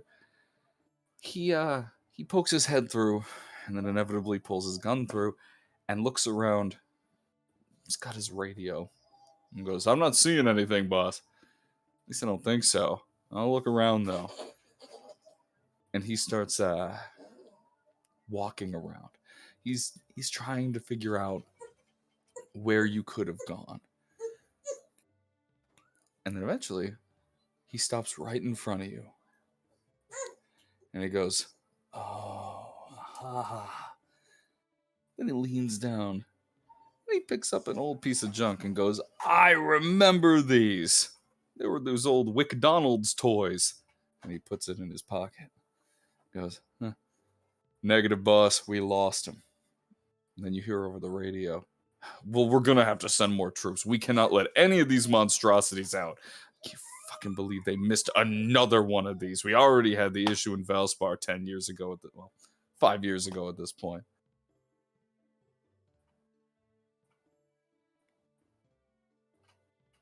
And then he leaves. And it all falls silent. You wait there, most likely until he's gone. But that's when fire erupts from the lab. Probably about 10 minutes later. You don't know where Grizzly is. You don't know what's become of MK5 or Mickey. What you do know is the thing that Grizzly told you not to touch is billowing out from this place. It's in a matter of minutes. So, fire bad. Doku runs into the city. Following Grizzly's advice, Doku goes into this sprawling buildings, and you probably don't have clothes on, do you? Look, man, I don't know what happens in a test tube. You tell me. That's true. Let's just say you found some trash cloak, and now you are running around in the trash cloak. Oh, music died. I gotta get that back up.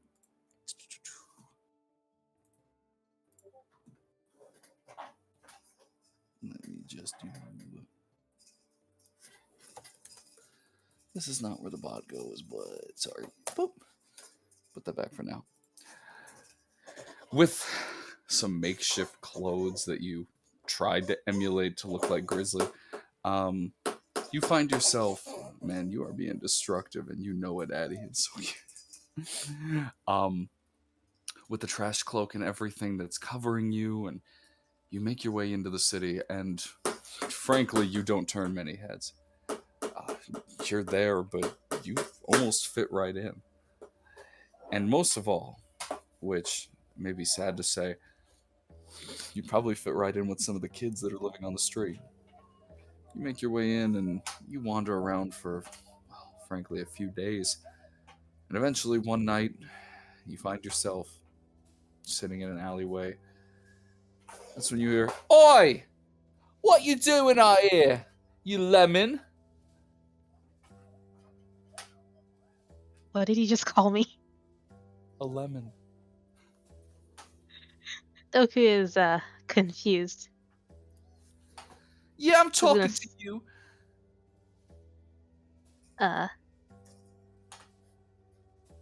Can I help you?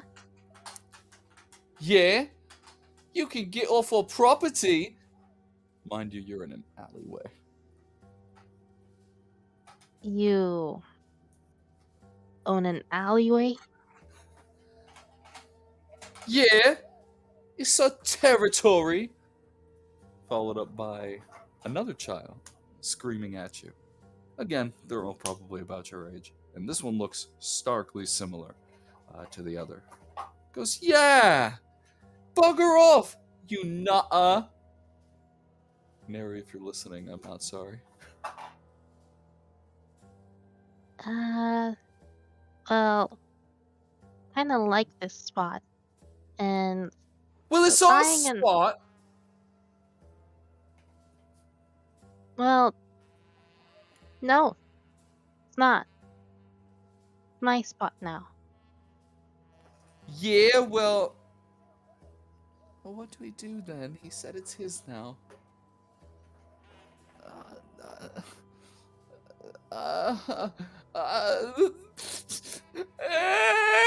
And then the children begin to cry.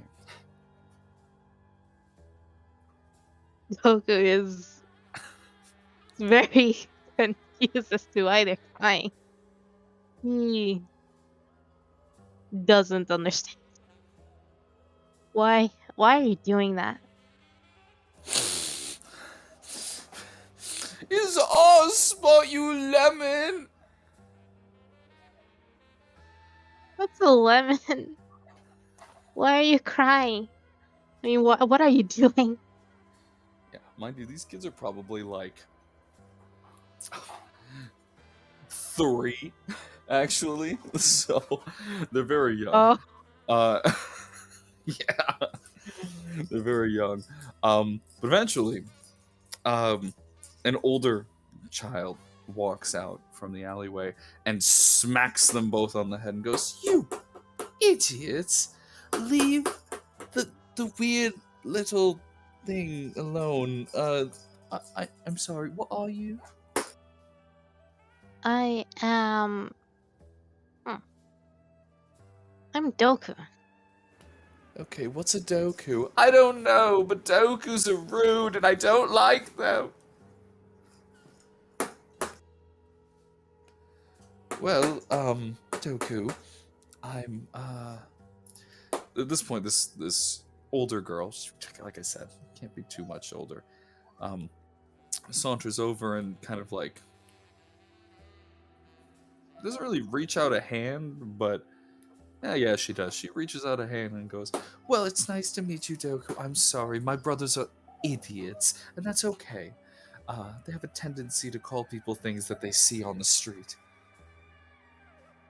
Oh, so a lemon is a street thing. That Yeah, in a way, and sort of. Actually, I don't think either of them have ever had a lemon before. me neither.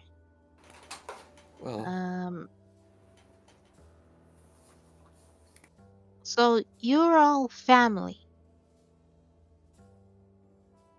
yeah, yeah. Most of us kids are honestly around here. Well, at least we try to be. But well, you around here, there's really no families. I mean, there are, but most of the time, you just kind of get plopped down here for one reason or another. And yeah, that's how we got here. I'm assuming that's how you got here too. Doku's gonna nod. Kinda ended up here.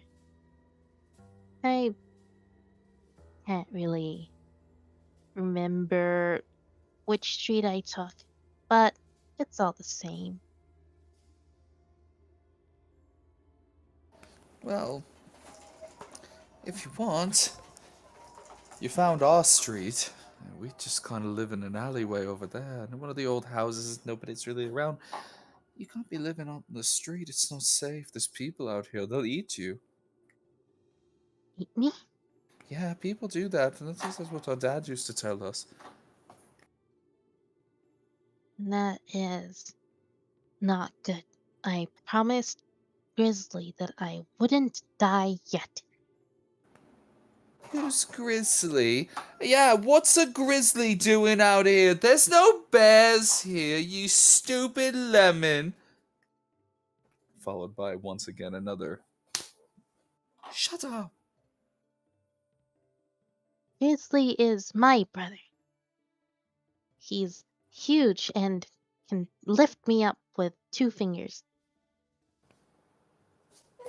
I don't know where he is though. Well, the 3 kids kind of look and give each other a very confused glance before shrugging and going, "Well, The older one looks at you and goes, "Well, if you want, you can stay with us until you find your brother. Brother sounds like he can handle himself, but if he told you to go here, I'm sure he'll come back for you." Oh, that's a good idea. Okay. Then yeah, I'll stay with you. Oh, but can- I don't want the Doku with us. Yeah, they're kind of slimy. Again. Okay. Then come on. I've got a nice house around here. Well, nice. It's not really even mine, but it's a place to sleep. Sleep's good. Sleep's nice. Doak is gonna get up and just pretty much ready to follow the girl wherever. And you stick with these kids for quite some time. In fact, you stick with these kids for about 3 years. Grizzly never comes back. You're not quite sure what happened to him or Mickey, and you hold true to what he says, but you don't die. He never shows up. You're not quite sure where he is or when he'll come back, but eventually, you find yourself at a crossroads. The kids, named, and I kid you not, Millie, Billy, and Thomas. Millie being the oldest girl. About 3 years into your little stint of living together, they approach you and Millie says, "Doku, I know that we've got a good thing kind of going here, and we'll..." June, leave me alone. I wrote that down. Yes, Thomas. You could call him Thomas. Anyway, the 3 kids. As I said, you guys have lived together for quite some time. You make a name for yourselves. Frankly, stealing. Not really making a name for yourselves, but you survive. Life on the streets is not easy down here, but eventually, after making do and waiting for Grizzly, there comes a turning point. Millie sits down and goes, "Doku, we've got a good thing going here, but it's not a good thing. It's quite terrible, actually. My brothers, I don't want us to be here forever.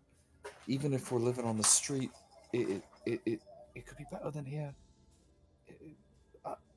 I don't want to die down here, Doku."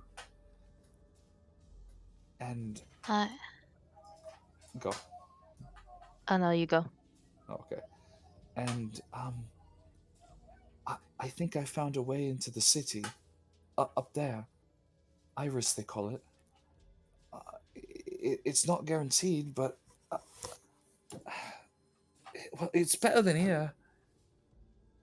And I think we're gonna go.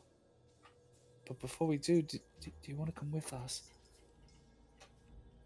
Up to the city? Yeah, it's a paradise up there, from what I've been told. All the adults, they talk about it and they say it's safe and it's nice and there's so much magic and wonder up there. And then there's those knights, and those pillar knights, those flying warriors. They defend everybody. They're heroes, and they don't come down here, Doku. I know you're waiting for Grizzly, but I don't think he's coming back. But he said he'd look for me. Well, yeah, Doku, I know, but it's been 3 years. I don't know how much longer we can wait to be down here. We're starving, Doku. And if we're not starving, we're scrounging for food. And then there was just last week where that shopkeeper punched me in my shit.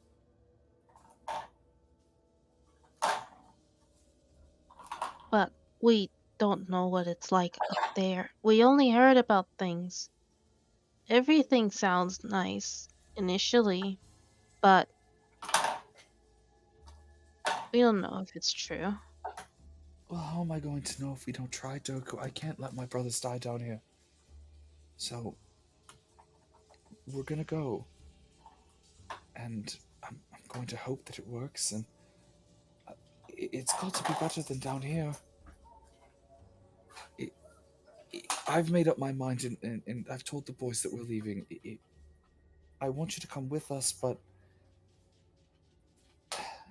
if you don't want to go, then I can't force you. Doku ponders for a minute, and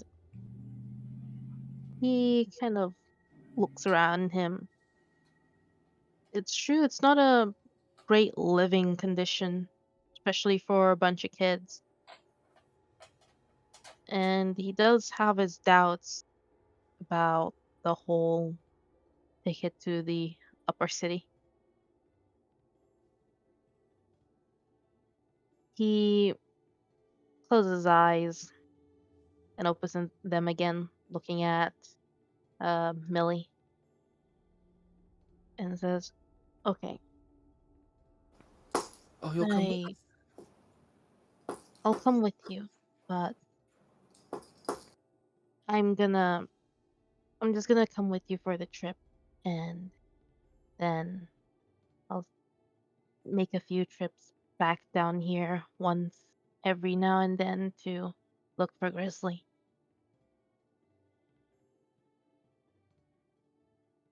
Is that fine? It absolutely will be. However, my chair just died. It just fell apart. So 1 second. Oh no. Something, I don't care if I didn't put all the screws in. Something, I'll die. I didn't die.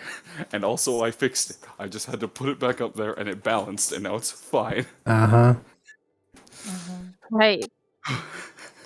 Just don't gamer lean again. I can't gamer lean anymore. But That's actually what happened. I leaned forward and it went. I was like, oh my god. Okay. Anyways, you take whatever the time you need, Doku. I mean, we're going to live up there one way or another, and well, it'll be better with you there. But I understand. Come back whenever you need to. okay.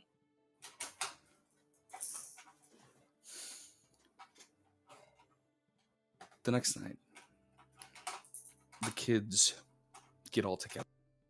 They get all together and they. Me too, kid. They prepare to leave. They pack up what little stuff they have in their shoddy little backpacks that are more like knapsacks tied to sticks, and they are very dead set on this little adventure. At least that's what Millie told the boys that it was. And I'm turning this up. There we go. As you prepare, Millie explains the plan as to how she's going to get there. Basically, from what she tells you, there was a nice man who told them all they had to do was follow along and he would get them up there. You were going to wait for him. He was going to bring them up and it was going to be all good. And that's exactly what they planned to do. Wait for this strange man that told them they'd get out of there. Yes. Doku feels doubt. Doku feels immense doubt. Well, as they head out and they head over, inevitably they see. Well, they head out that night into the crossroads, basically, cutting through these winding, smashed together houses, through fallen and ruinous buildings and shut down businesses. And eventually they get to a crossroad. And standing there, waiting very patiently, is a nicer looking woman. She stands very calm in a white lab coat. She says, "Okay, there you are. Oh, who's this? Who have you brought here with you?" And motions over to Doku. I'm with them, Doku. Oh, and well then, okay, Doku, whatever you say. You know, Millie, we didn't really account for another one. I don't know if that's going to work. And Millie kind of looks over and goes, well, Doku's with us. He's nice, and he hasn't done anything wrong. You know, even the boys like him very much. So it's all of us or none of us. Isn't that right, Doku? He nods along. Yeah. Woman sighs and kind of shrugs and goes, well, I suppose there's room. Okay, fine. We'll go ahead then. And then she kind of waves her hand as... Me too, Eddie, come here. She kind of gives her hand a little wave and motions a truck to come as you hear the engine roar to life and a small little, basically a covered pickup truck, an SUV, pulls out. And this is pretty uncommon, especially for the Undercity. Most of the time what you're seeing is motorcycles or go-karts. This is nice. She opens the door and goes, well then, come on now. We're going to go. It's going to be all fine.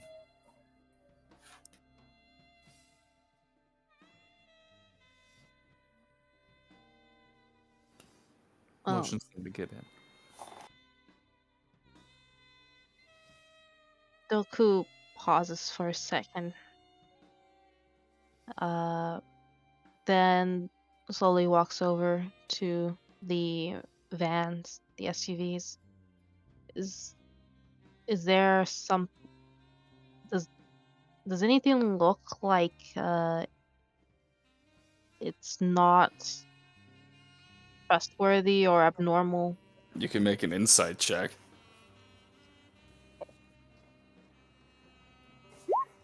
Okay, I got a 6. No, this is fine. This is fine. Yeah, you climb in, and the kids follow in behind, and they're very excited. And then the doctor kind of closes up the door, and you hear as the locks close. Yeah, like that. And then the doctor gets in the front seat, which is driven by a pretty muscular dude dressed in black. Goes, all right then, kids, now you're going to stay right there, and it's going to be just fine. Don't even worry about it. We're going to be just fine. We're going on a little ride to the outskirts of the Undercity. There, we can get to the top. And that's exactly... Wait, what? The outskirts of the Undercity. That sounds so sus. It's so sus. Doku climbs in a band that he's sussed out about, and then wonders why it's so sus. Yeah. For the plot. The engine revs to life, and you guys get driving on these ruined streets. And most importantly, you hear the kids start talking about what they want to do when they get to the city. You know, the little ones, they talk about, you know, oh, well, I want to be a god. I want to be a superhero like some of those knights up there. That'd be awesome. Yeah, but you kind of suck. I bet they're going to throw you out, you lemon. Well, you're a nutter, you know that? And then they just start hitting each other, to which again, well, I want to own a nice little shop, get a nice little house, and I want to retire. I'm tired. Mind you, at this point, she's probably like 10.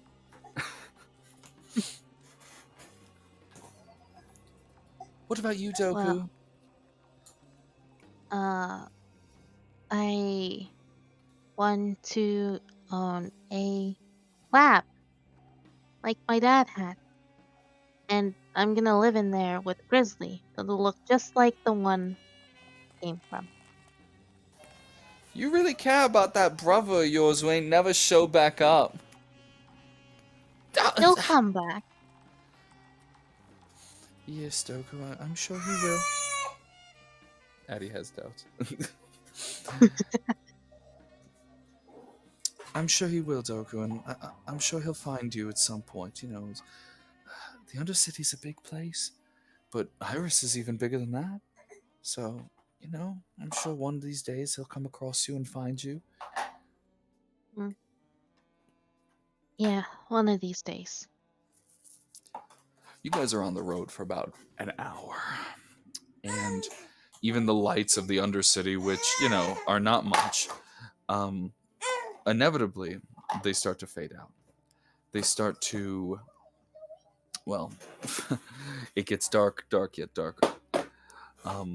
As you get to the forgotten expansion of the Undercity, it's ruins that were left from an Irisian development that never ended up taking off. So lots of old, big stone buildings, most of places where drifters usually haul up. And eventually, you hear, poof, and it stops. The entire place, it's dark, but the lights flip on, so one of the doors opens. And that's when the scientist climbs herself back and goes, "Okay, come on now. We're going, we're gonna have a great time. All right, just follow in, and it's gonna be all good." And she motions you out into a large building. It's a circular dome on top. It's rather well sized. It's pretty big. It looks like it was maybe a museum of some kind at one point.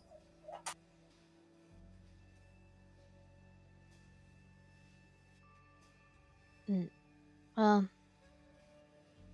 he's there now. What else has he got to lose aside from everything? Yeah, he's gonna step out with the other kids and start walking. They're ever so watchful. You make your way inside, and there's another man dressed in black. Again, he's armed, though, and as you look at him, Doku, you get a very notable flash to that day just 3 years ago. A reminder of the men who, well, were shooting at Grizzly and burning down your home. He looks just like them.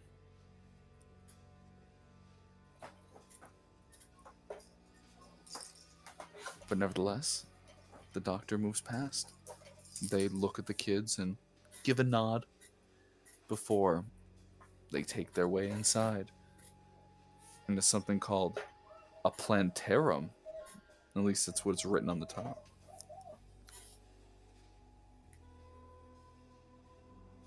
Terror.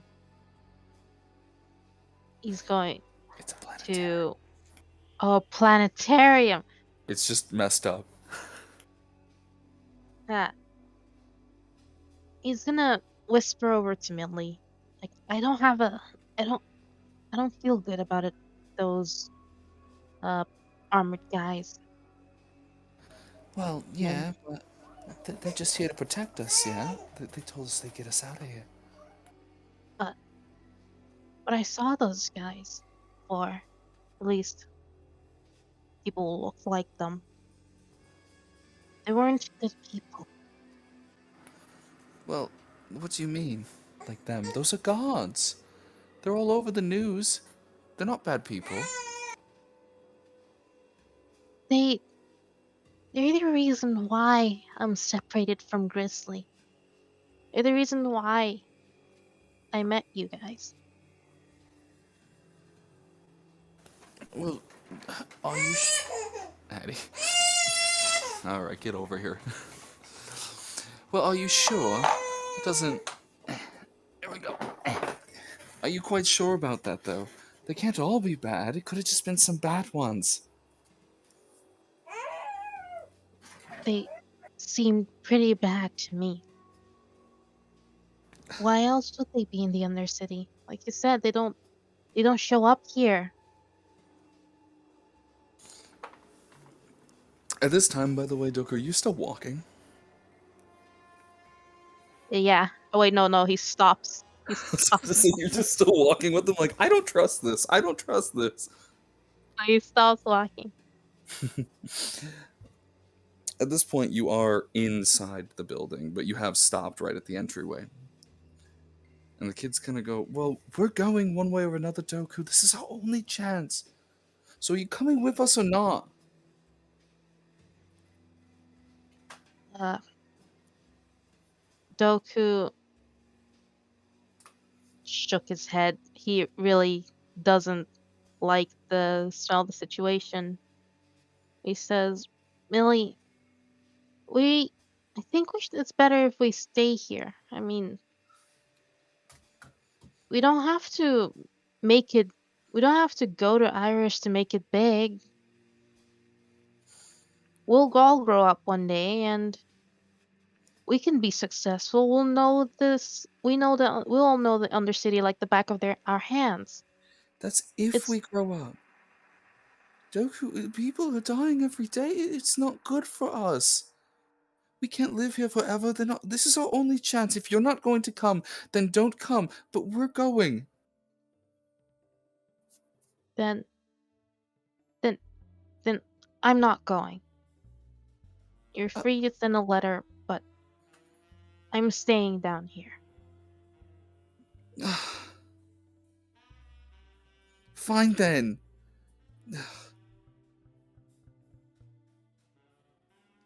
And then Doku just quickly turns around and tries to leave. Well, where do you think you're going? Hey! As you hear the voice of the scientist, as both her and the two guards are waiting there patiently. I'm not going with you to Iris. Oh, well, you're already here. It's gonna be fine. Don't worry, it's all good. We have the helicopter coming in the morning. No. I'm not going.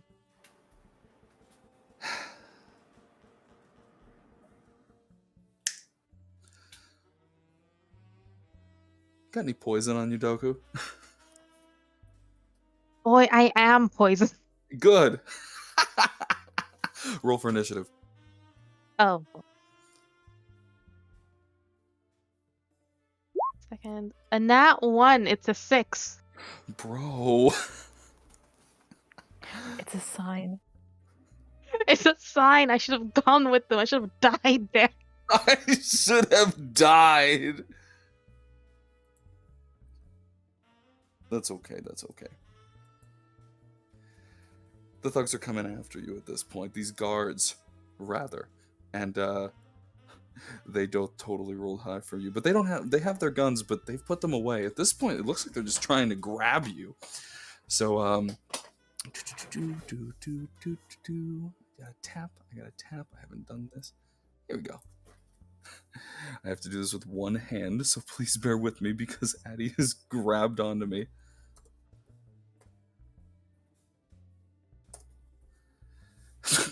Okay. And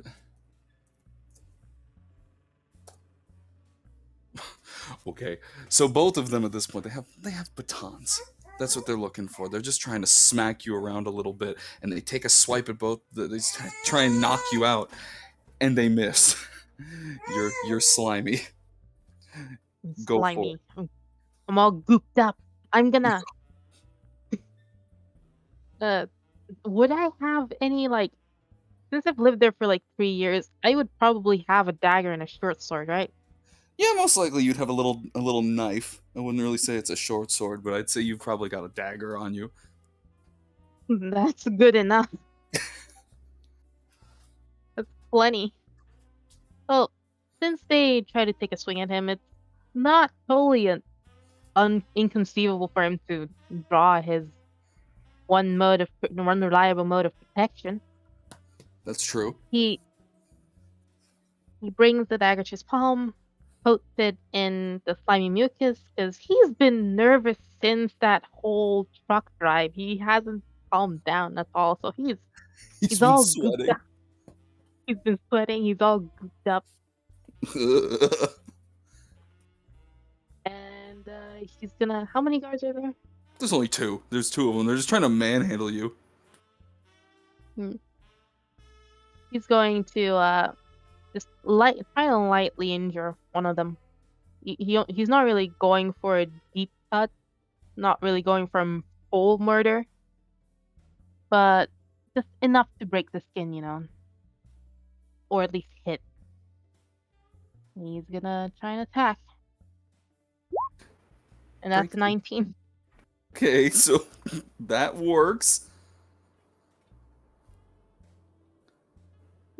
And it does 9 piercing damage plus the 1 constitution thing with his natural poison. 1 poison damage. Do I have to roll a con save?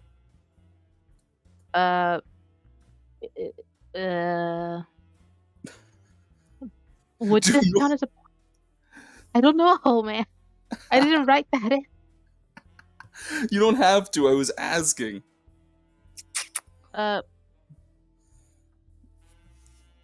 What does poison damage? I don't know if that. Oh no, if it's just poison damage, then you're fine. Okay. He's fucking dead, Doku. Oh well. Whoopsie. You fucking killed the guy. And he's gonna point at the other one and say, "Don't touch me. I'm leaving." You don't get to. Female. Yeah, at These this guys point, are. you look, and those kids are gone. Shit. Ah, shit.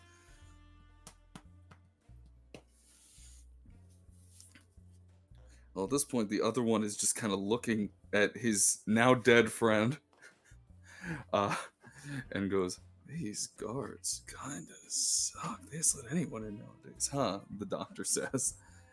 Goes, "Well, kill the fucking kid." Then he takes another swing, but this time with angry. Okay, I'm assuming a 16 doesn't hit. Oh, it meets the armor class. Okay, he's gonna bop you. Mm.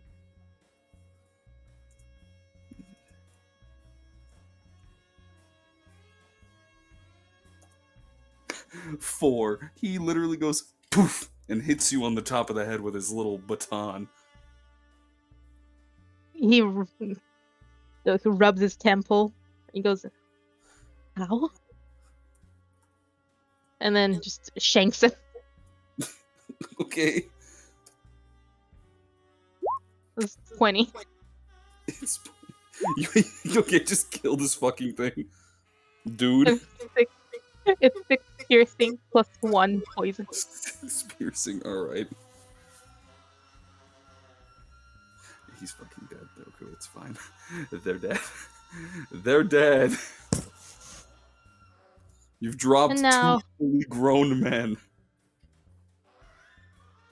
And now he points his dagger at the woman and says, "Where's Millie?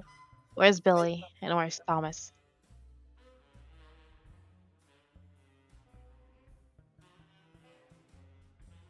She just kind of looks over you and goes, "Okay, well, that wasn't according to plan. You don't need to worry about anything. I don't know what you are, but you can go. Fine, leave. I'm not dealing with a weird, slimy, sweaty child. If you even are one, what are you?" I'm Doku. And I'm What? not leaving without him. Fine then.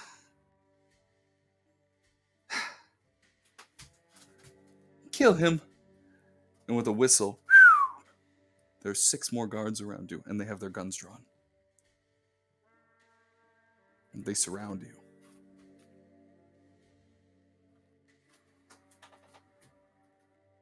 However, the question is, are you going to try and fight all 6 of these fully armed men? He's gonna. No, I'm gonna look around. Is there an open window, preferably high up? From where you're standing, yeah, there is. Ah, is there a wall connecting it to that window? And how high up is it? It's pretty high. It's probably about 10 feet up. I mean, this is a planetarium.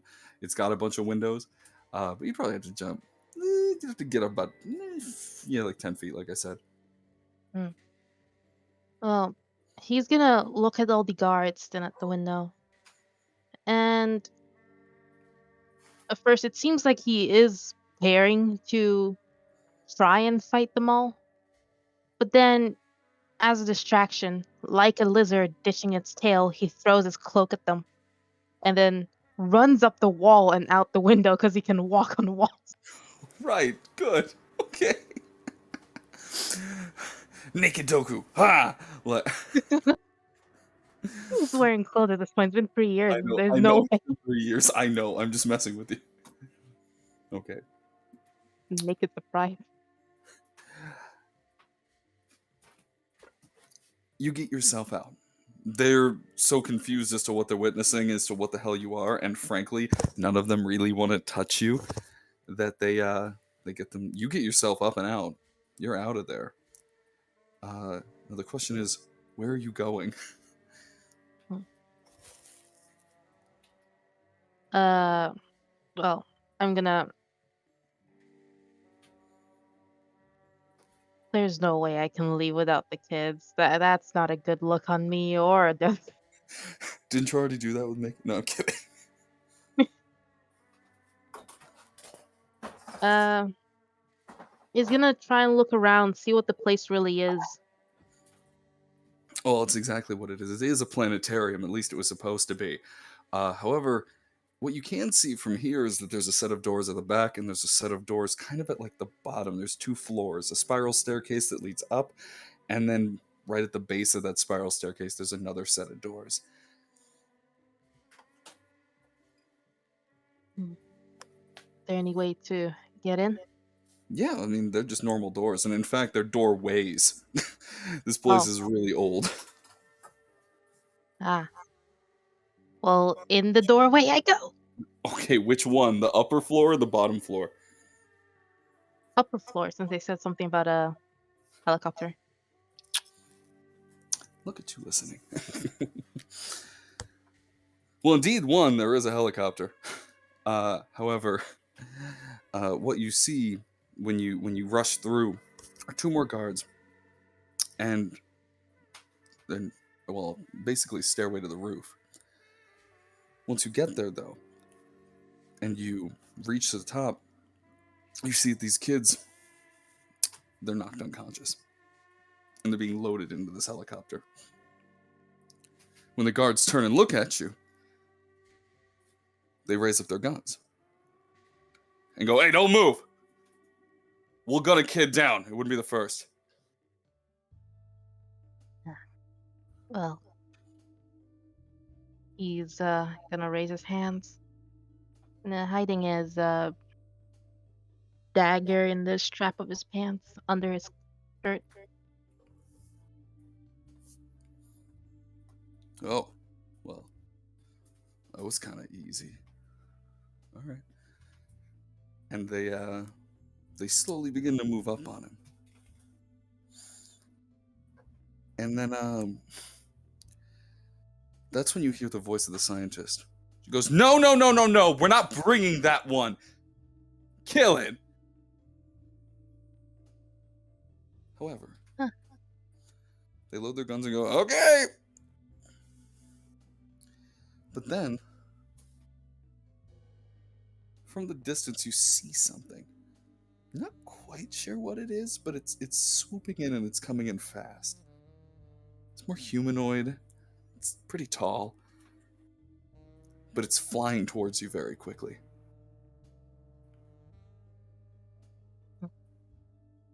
Oh.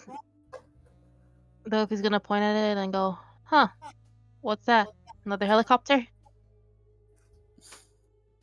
The men look curious, but literally falling for the oldest trick in the book. But they look just as something lands in front of you. Big, massive shadow of a thing. boom. And as it lands, it shakes the ground. You hear, well, what the hell is going on here? Then slowly standing up is a tall, bald man. He almost reminds you of Grizzly, and if Grizzly shaved.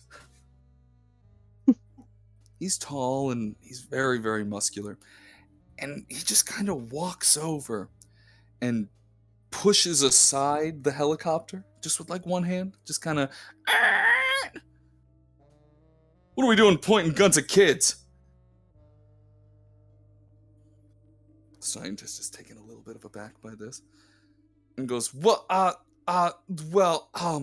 Hello, sir. No, you. Not talking to you. No, you're later. You're later. I'm talking to these two.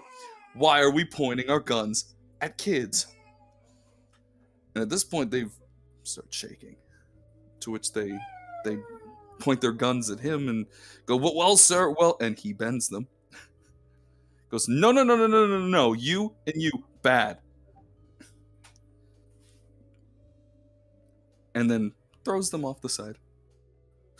Just swats them away. And goes, I don't know what you kids are doing here, but I don't know what these people are doing here even worse. I don't like that. Who are you? Oh, don't worry about me, kid. My name's Rorik. I'm not really that big of a deal. But you stay here, and I'm gonna go take care of this. You take care of your friends, okay?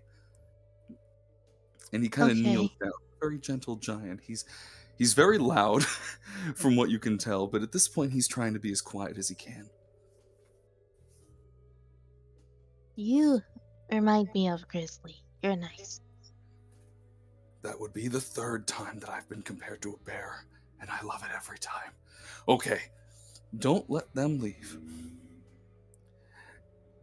And then he reaches up, and he just kind of bends one of the helicopter blades, and goes, get your friends. And, you know what, go and hide somewhere, okay? But, not for too long, because I need to find you, and I am honestly awful at hide and seek. Okay. And then Doki's gonna try and get as many kids at a time as possible. How many are there? Oh no, it's literally just the 3 that you came with. Oh, well, that's easy. Billy, and Thomas. Yeah, it's literally just those 3. Yeah, well, that's easy. Millie on his back and Billy and Thomas under each arm. That's freaking Is Doku gonna kill them by touching them? No, he does only 1 point of damage. Okay. So only a little bit of killing. A little bit. It doesn't feel like a whole murder quite yet. The longer he stays, the more it feels like a whole murder. Okay, that's fine. What unfurls then is you witness a strange sight. This man, mind you, he came in shirtless. He's easily 9 feet tall, bald as can be, but he's covered in tattoos. And those tattoos slowly slide off of his body and make wings, massive wings, as they kind of overtake. And he goes, okay! And then what proceeds to be a very satisfying beatdown of just every guard in this complex, followed up with the scientist, who he then grabs and throws over his shoulder. All the while, he's beating the shit out of the child trafficking guards. Takes about 2 minutes, maybe 3. But he jumps back up after everything's all done, and he goes, hey, did you kill those 2 guards down there? They attacked me. Oh, no, you don't have to explain yourself. Nice, kid. And he kind of puts a fist out and then, weakly goes to fist bump him, even though he can't, because he knows that you're carrying the kids.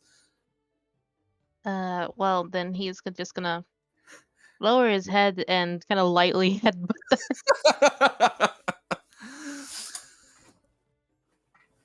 Well, he just kind of gives him a little nod and goes, all right, well. Yeah, me too, Eddie. Listen, I don't know what they were trying to do here, but I've been following these guys for a while. They're not good people. Don't get into vans with random strangers, please. From now on. Once is okay, but I can't do this every other week. Okay, then I won't. But I don't know about these three.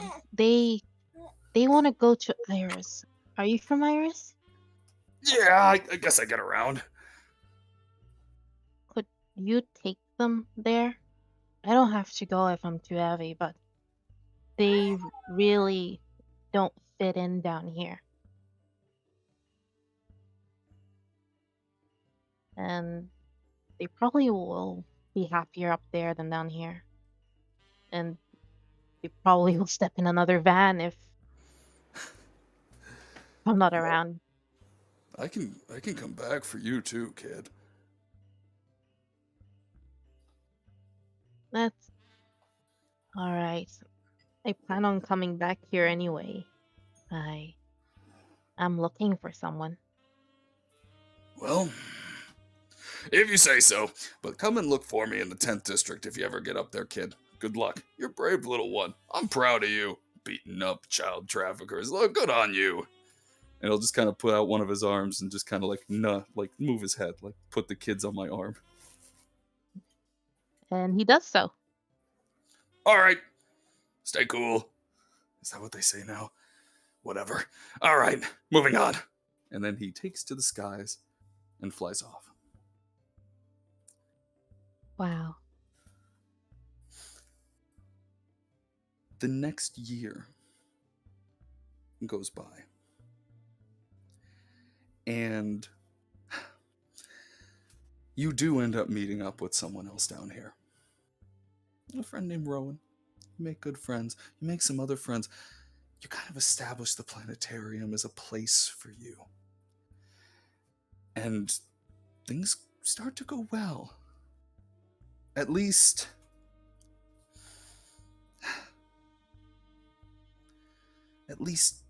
for a while.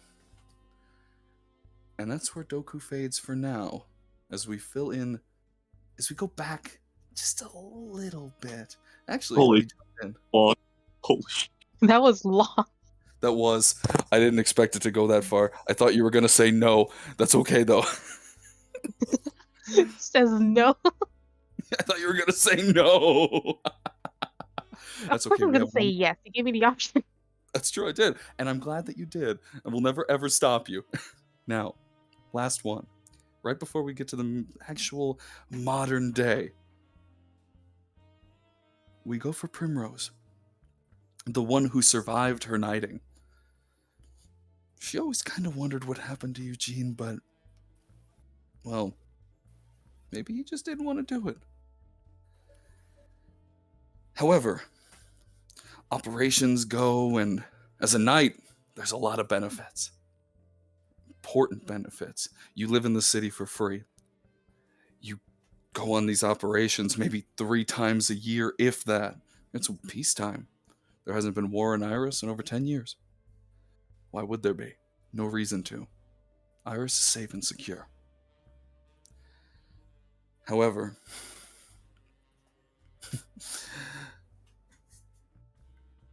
working in the 4th district, it's a district of knowledge. It's academia for Iris. Primrose gets not only a free place to live, but on top of that, life's pretty cozy here. There's music, there's life, the people are inquisitive, and they respect the hell out of the knights that protect them. Primrose is one of those knights. Working under Dejea, the Pillar Knight of the 4th District, it's pretty good for them there. And in fact, Primrose, after a successful mission of locating a group of child traffickers, has been given an opportunity once again.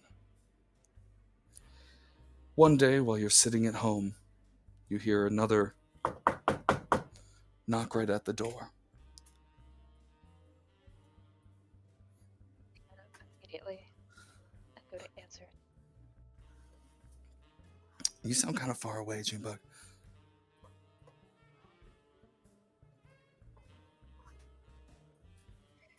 I get up and go to answer the door. There you go, you're here.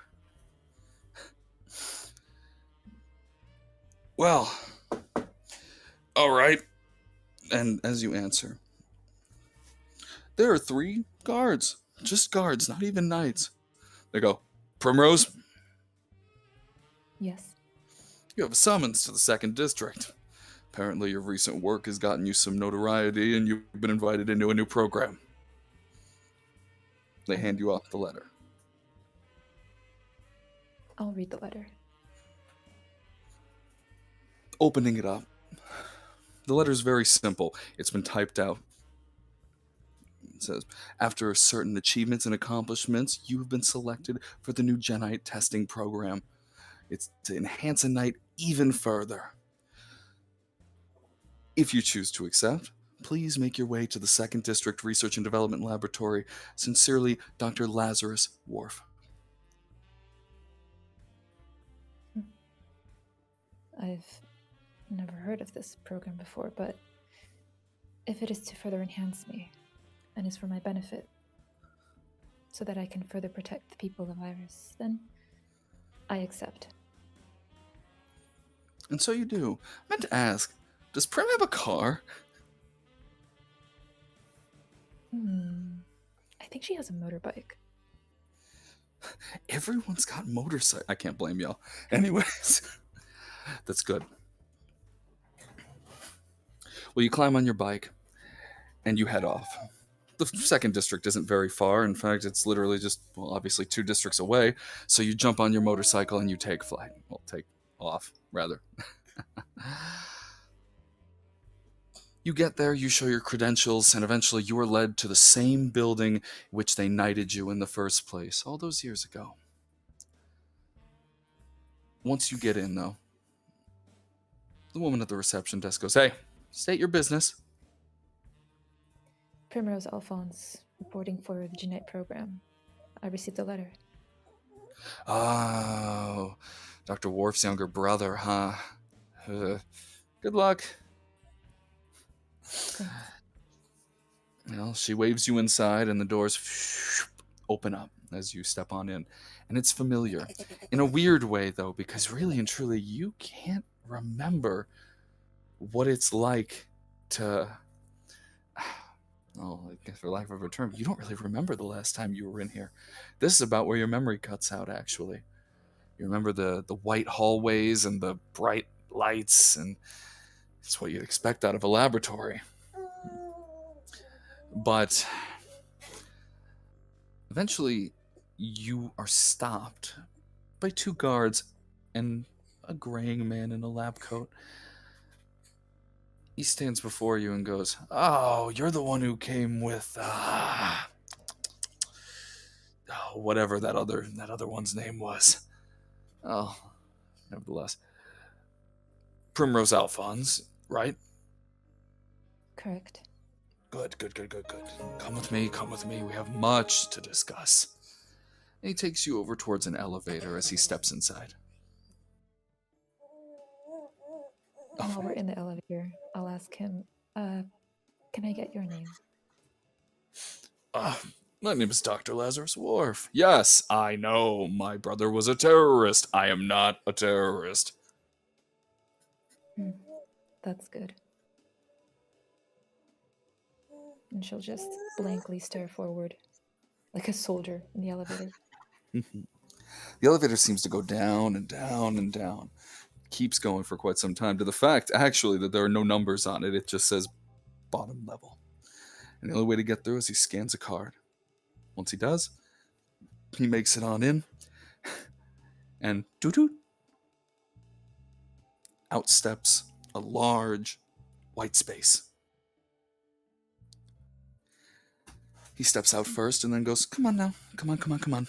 We have much to do. This program is very time sensitive, and in fact, you are the first one to arrive for this new suit, so I'm very interested in seeing it if it works.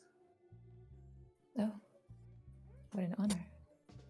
This place seems familiar. Well, you were here once before. How long has it been since you've been knighted? Probably. Looking at your record, I believe it was about 5, maybe 6 years ago. Doesn't matter. Anyways, what does matter is getting you here. So, do you know what you are as a knight? And he just kind of slinks. He's got this kind of like strange limp with his walk. He's a little hunched over. He's scanning you up and down. Well, as a knight, I'm a protector of the weak. No. I don't need any of that. Yes, you're high and mighty. You're very strong. I mean, physically, do you know what you are? I'm an amalgamation of Genesis. Yeah, that's close enough. What you are is a battery. In a very good sense, at the very least. You are a battery. That's why you have those little wingy things that usually some of the higher ranking, stronger knights have. They're vents, they're natural vents. You are constantly generating Genesis energy, and it's great, it's a good time. But I intend to use that. What if we could harness that energy? And that's what we're here for, and that's why I've chosen you. Meanwhile, the whole time he's slinking around you. He's just kind of, again, talking and speaking to you as almost if you're a battery, an object. I'll stare at him.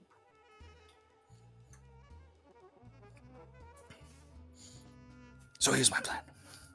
It's a plan I've set into motion for quite some time. My brother, Dr. Harmsworth, he made the night program possible. Whatever he may have done afterwards, I can't really be happy for, but what I do know is that it's not perfect. It's the start of something. I think I can do better than my brother did. And so, follow me. He starts walking, and as he takes those steps, the sound of his boots just kind of clack, clack, clack as you travel through this white space. And as you start to pass by hallways covered in these glass rooms are these different suits being welded and worked on, these massive robotic suits. They're strange, but they're all off from what it seems like. Are these the suits you mentioned? Yes, indeed.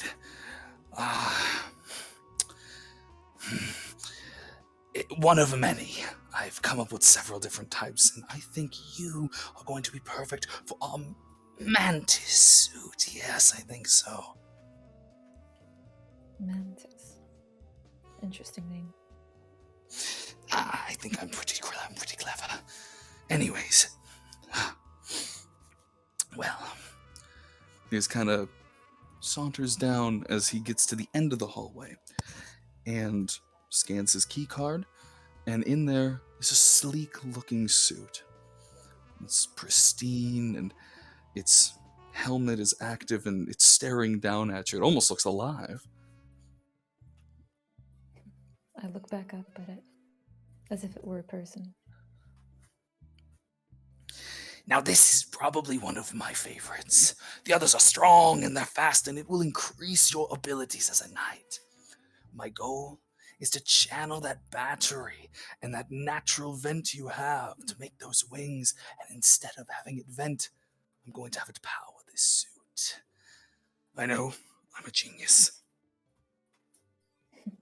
This is impressive work. Yes, I know, thank you. And I'm going to pause for 1 second because Addie is asleep on my shoulder somehow. I'm going to go lay her down. 2 seconds. Take your time. Well, This man did Dr. Eggman's like creepy cousin. Yeah. Dr. Lester Robotnik is Yeah. what I'd like to call him. He is on the list. yeah. On what definitely. list? The list. A shit list? The list. The list. The list. The list. Oh, that's kind of ominous. He's checking the list. He's checking it twice. Try to find Imagine out French really? where you super Good or live. bad? slow.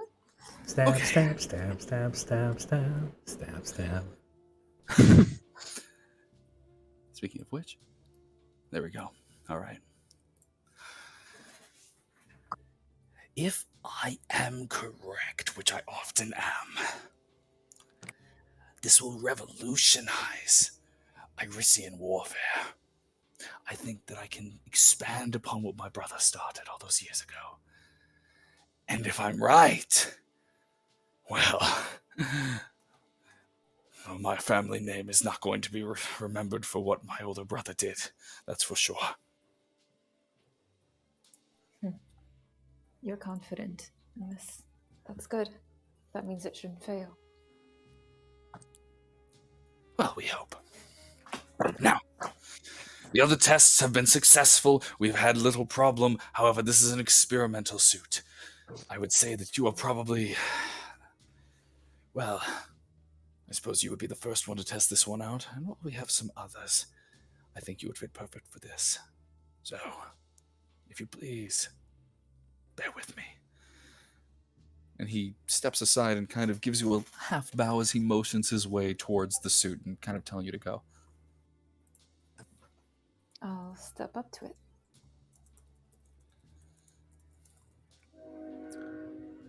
Well, okay, okay, whatever. I don't know if there's No, it's okay. a He's just being close a thing that I've changed jackass. it to. All right, first and foremost, that outfit, quote unquote outfit, it's not going to work. So, instead of whatever you're doing and whatever all that is, yeah. And he'll kind of step to the side and reach into his drawer. He walks over to his desk, unlocks the key, pulls it out, grabs the outfit, and goes, "Yeah, here you go," and throws it to you. It's a skin-tight suit. I'll allow uplink for the suit. It'll be perfect. It'll help it move a little better on you. I see. And I'll kind of look for a changing room. Just stand behind the suit. And he turns around.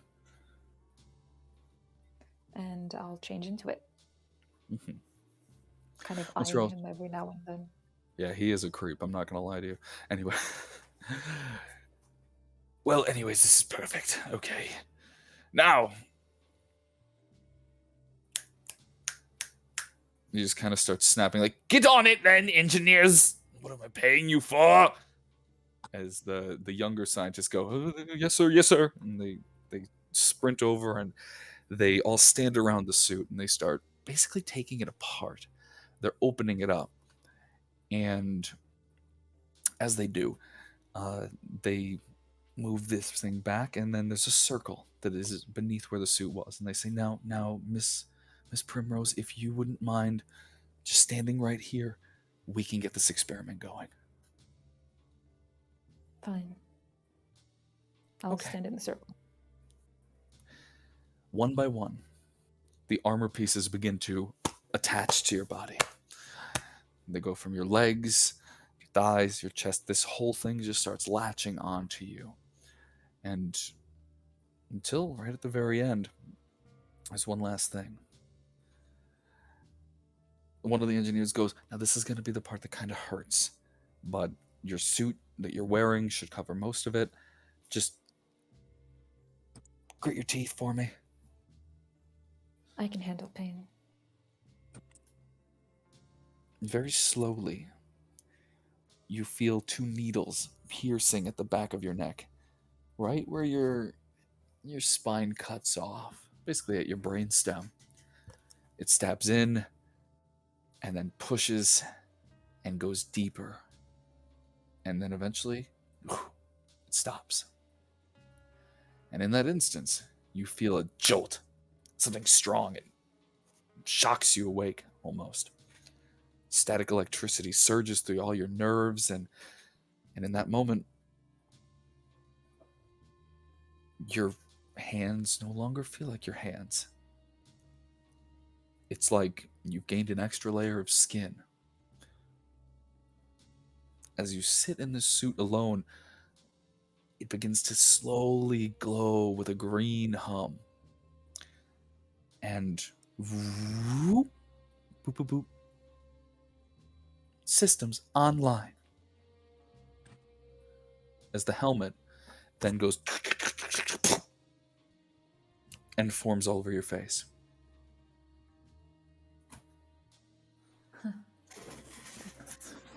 Feels interesting. Yes, I know. It's going to feel weird. Don't talk about it. Actually, tell me about it. I need to write this down. Well, I feel like my body's been transformed into a soul and placed inside of another body, like a second shell, which I suppose that's what this is. Well, Seems to be you're not dead, so that's good. Okay, whatever you say. Now we get to the testing. Okay. Move, engineers! He just kind of snaps them away. And once again, they go, yes, sir, yes, sir. And then he kind of whistles you to follow him as he puts his hands behind his back and he saunters out. I'll follow him. Very good, very good. Well, this is all well and good. It's been a good time, but now we know that it works. Great, you didn't die. Okay, that's already a good start. Now, though, we get to really, really move onto the next bit. We need to see its combat capabilities. So, first and foremost, we have to test if you can fly. Did you ever learn to fly yet? Are you at that stage? Not quite. Well, whatever, I can't have the best of them. That's fine. Okay, whatever. I can make do. Now, here's what I'm going to do for you. And as you begin walking, you basically get to a test site. Take a few left turns, left, right, left. Now here, suddenly, you're in a larger boxed out room. Inside, it's dark, but in the center, there appears to be a little console. Before that, though, there's a table. There's a few things on there. Now, what's important about this is suit is customizable. It'll work for whatever the knight that is inside. Rather, there are firearms that work with it, but there are weapons of war scattered throughout this thing. It is fully capable of taking down an army. That is my goal. So, and he kind of shuffles on over and hands, he says, come, I need your arms. All right. He goes ahead and, Wi-Fi cut. oh, damn. June's Wi-Fi dies, by the way, everybody. Once it's back, though, it should be all good. Okay, I'm back. Okay, you're back.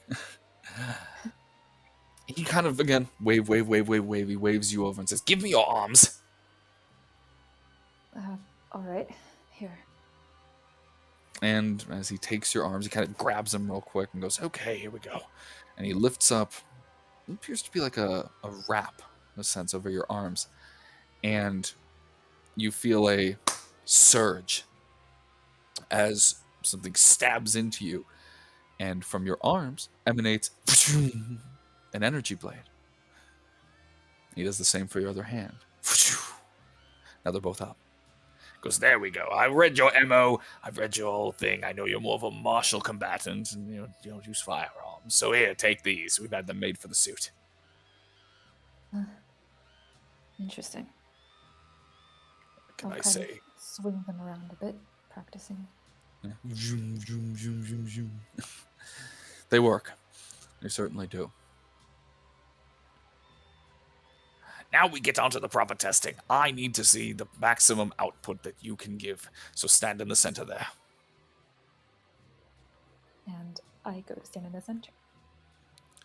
Now. I know that you can't fly, but can you at least make your wings appear? I'll try, and I will attempt to manifest my wings. Nothing happens at first. And then he goes, "You're standing. Are you standing in the center of the room right now?" I should be standing where he told me to. Yeah. So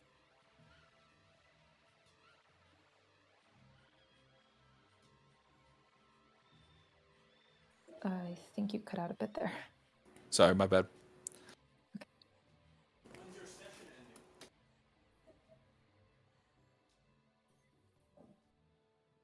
There we go. Sorry, I was trying to fix my mic. It's okay. All right, stand in the center. And keep trying. You can do it. I believe in you. Whatever the... Just do it.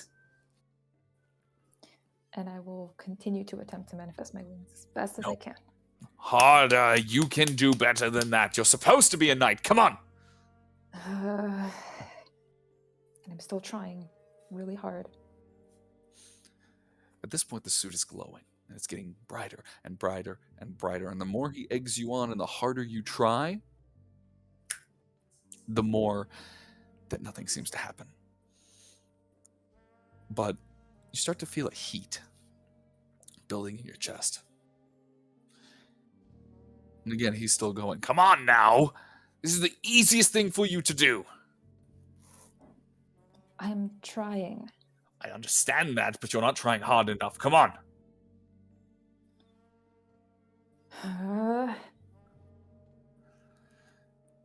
At this point, your suit's starting to go doot, doot, doot in your ears as it's reading up on the HUD, saying energy output exceeding expectations. What's going on? Dr. Lazarus, I think there's a bit of a problem. The output is exceeding expectations. What does That's that mean? impossible. You just can't read. It's fine. Here. And as he claps very violently, down from the ceiling extend these large plugs. They're attached by these wires, and he walks up very quickly and then grabs a hold of them and stabs one of them into your back. At which point, and then another one right into the other side, right where your wings would be. Go there. Now you have some help. Now come on.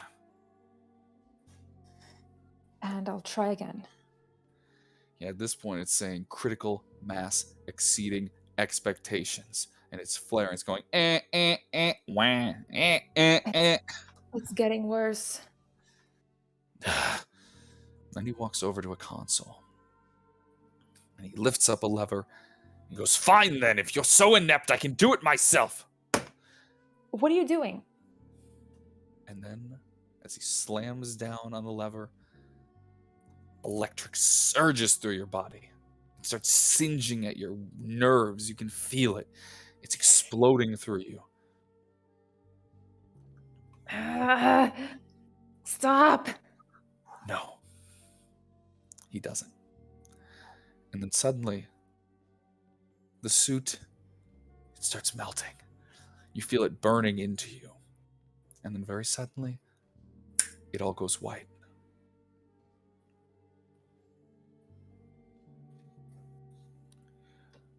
You wake up several hours later. At least that's what you can tell. But you're not where you last were. In fact, what you're looking at, well, it appears to be a massive hole in the underside of a mountain.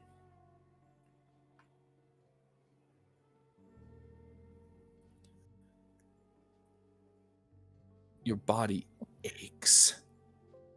Everywhere hurts. Literally everywhere hurts. And wherever you are now is not where you just were.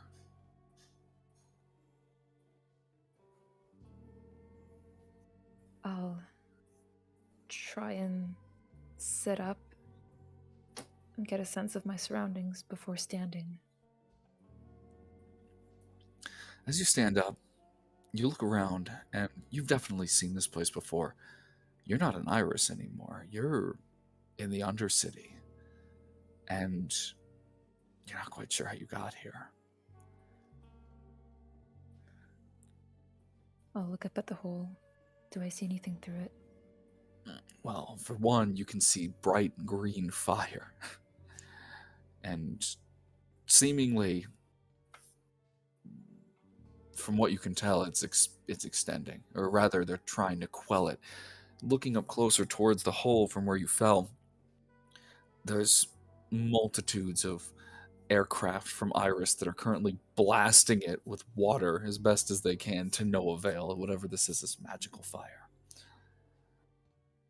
Something happened. You don't know what. Dr. Lazarus? Anybody? What happened? Can you help me get back up there? I'll try screaming. As you scream and try to hear from somebody, it's not Dr. Lazarus who comes to you. In fact, it's someone else entirely. It's always interesting how paths crossed, and for one reason or another, you landed smack dab on an old planetarium. Rowan, if you're here.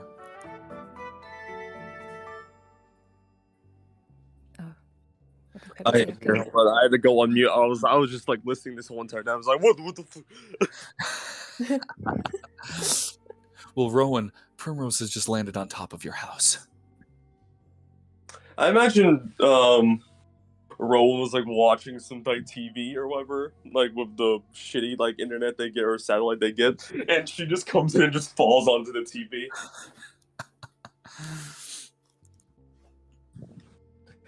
She's just gonna sigh, and he's gonna shut up. Hey, Doku.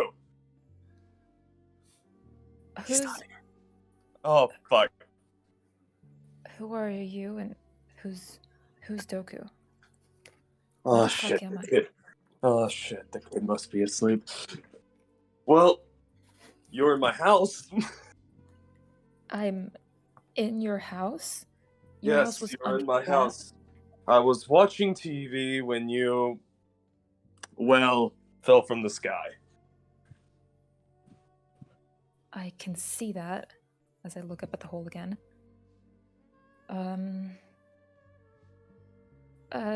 Do you know how to get back up there? That's a good question. Matt, do I know how to get back up there? You could, in theory, know your way around. Over these years, you've probably found ways into the city of Iris, but you live in the Undercity. Well, yes, but actually no. There's a few places you can go to, but they're not close. You fell quite a height. Yeah. It feels And also- like it. Never mind. Also- Do you know any Also, like hospitals or places where I can just like rest for a bit? Everything hurts. I think there's no hospitals in the Undercity. No, you'll find some private clinics, and that's about as good as you're going to get. The equivalent of urgent cares.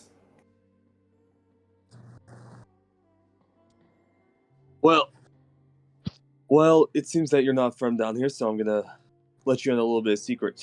The best you're gonna get here is some shady dude that claims to have a PhD in medicine, but is actually just some quack with a chainsaw. You're not gonna get any more comfortable than you are right now. And well, if the TV was on, you'd probably be a little bit more comfortable, but that's gone now. Oh. I'm sorry. I didn't mean to intrude on your property. Well, that's what they all say. Well, to pay you back, maybe we could help each other. I can help get you another TV if you help me heal up a bit. I can probably just scavenge around, but Do you know what? Here, the strange horned fellow, I get that whose house you not rudely, just randomly dropped into, is just gonna snap his fingers and a small little rain cloud is just gonna start pouring on you. How is this supposed to help? You start actually feeling rejuvenated. It's actually one of my psychic abilities I can do. This See is one with actually water. relaxing. Primrose will I'm a like lift her firefighter. head and open her mouth. That's fair. You're a firefighter and yet you can create. Oh, actually, that makes a lot of sense. Uh-huh. Well, until I can find my way back up, I'll help you any way I can for the time being, since I'm in no condition to travel long distances. And I can't fly at the moment. Well, the first thing you can do is get off my TV, or at least what was once my TV. Right. I should. Primrose will get up and she'll try to start building it back up, but then it just falls apart again. Then she's just, right. I'm just, yeah. Sorry. I'm just gonna. And she goes over to like a corner and she just lies down, just to rest a bit. We'll go once the kid wakes up. We'll go look for like some dirty futon in the trash or something tomorrow. I don't know. You have a kid? No, he looks like a kid. I don't know if he's actually a kid though. I see.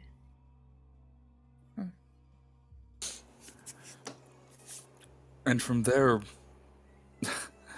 for lack of a better term, you never ended up really making it back. In fact, it was plastered all over the news that Primrose Alphonse, along with several others from the research and development, were killed in action. It's posted all over the internet, or the IrisNet. But it really does stand a testament to the fact that you just continue to press on. And made a home for yourself in the Undercity, along with the potential old kid, as well as the firefighter, and a few others that came along your way. Call it a gang, call it whatever it may be. You found a new home down beneath the city that you swore to protect, that had you dead. And now we've made it to the modern day. The 22nd of Fur, in the 83rd year of the 9th era. It's the Storm Festival. For one reason or another, all of your paths, from where you've traveled and where you've been, it's arrived to this moment, right here and now. Sitting in the High Priestess Hotel as a massive, horrible storm rages. You're here. And for better or for worse, you guys may be stuck together as we move on to session 1 next time. I'll wrap it up here.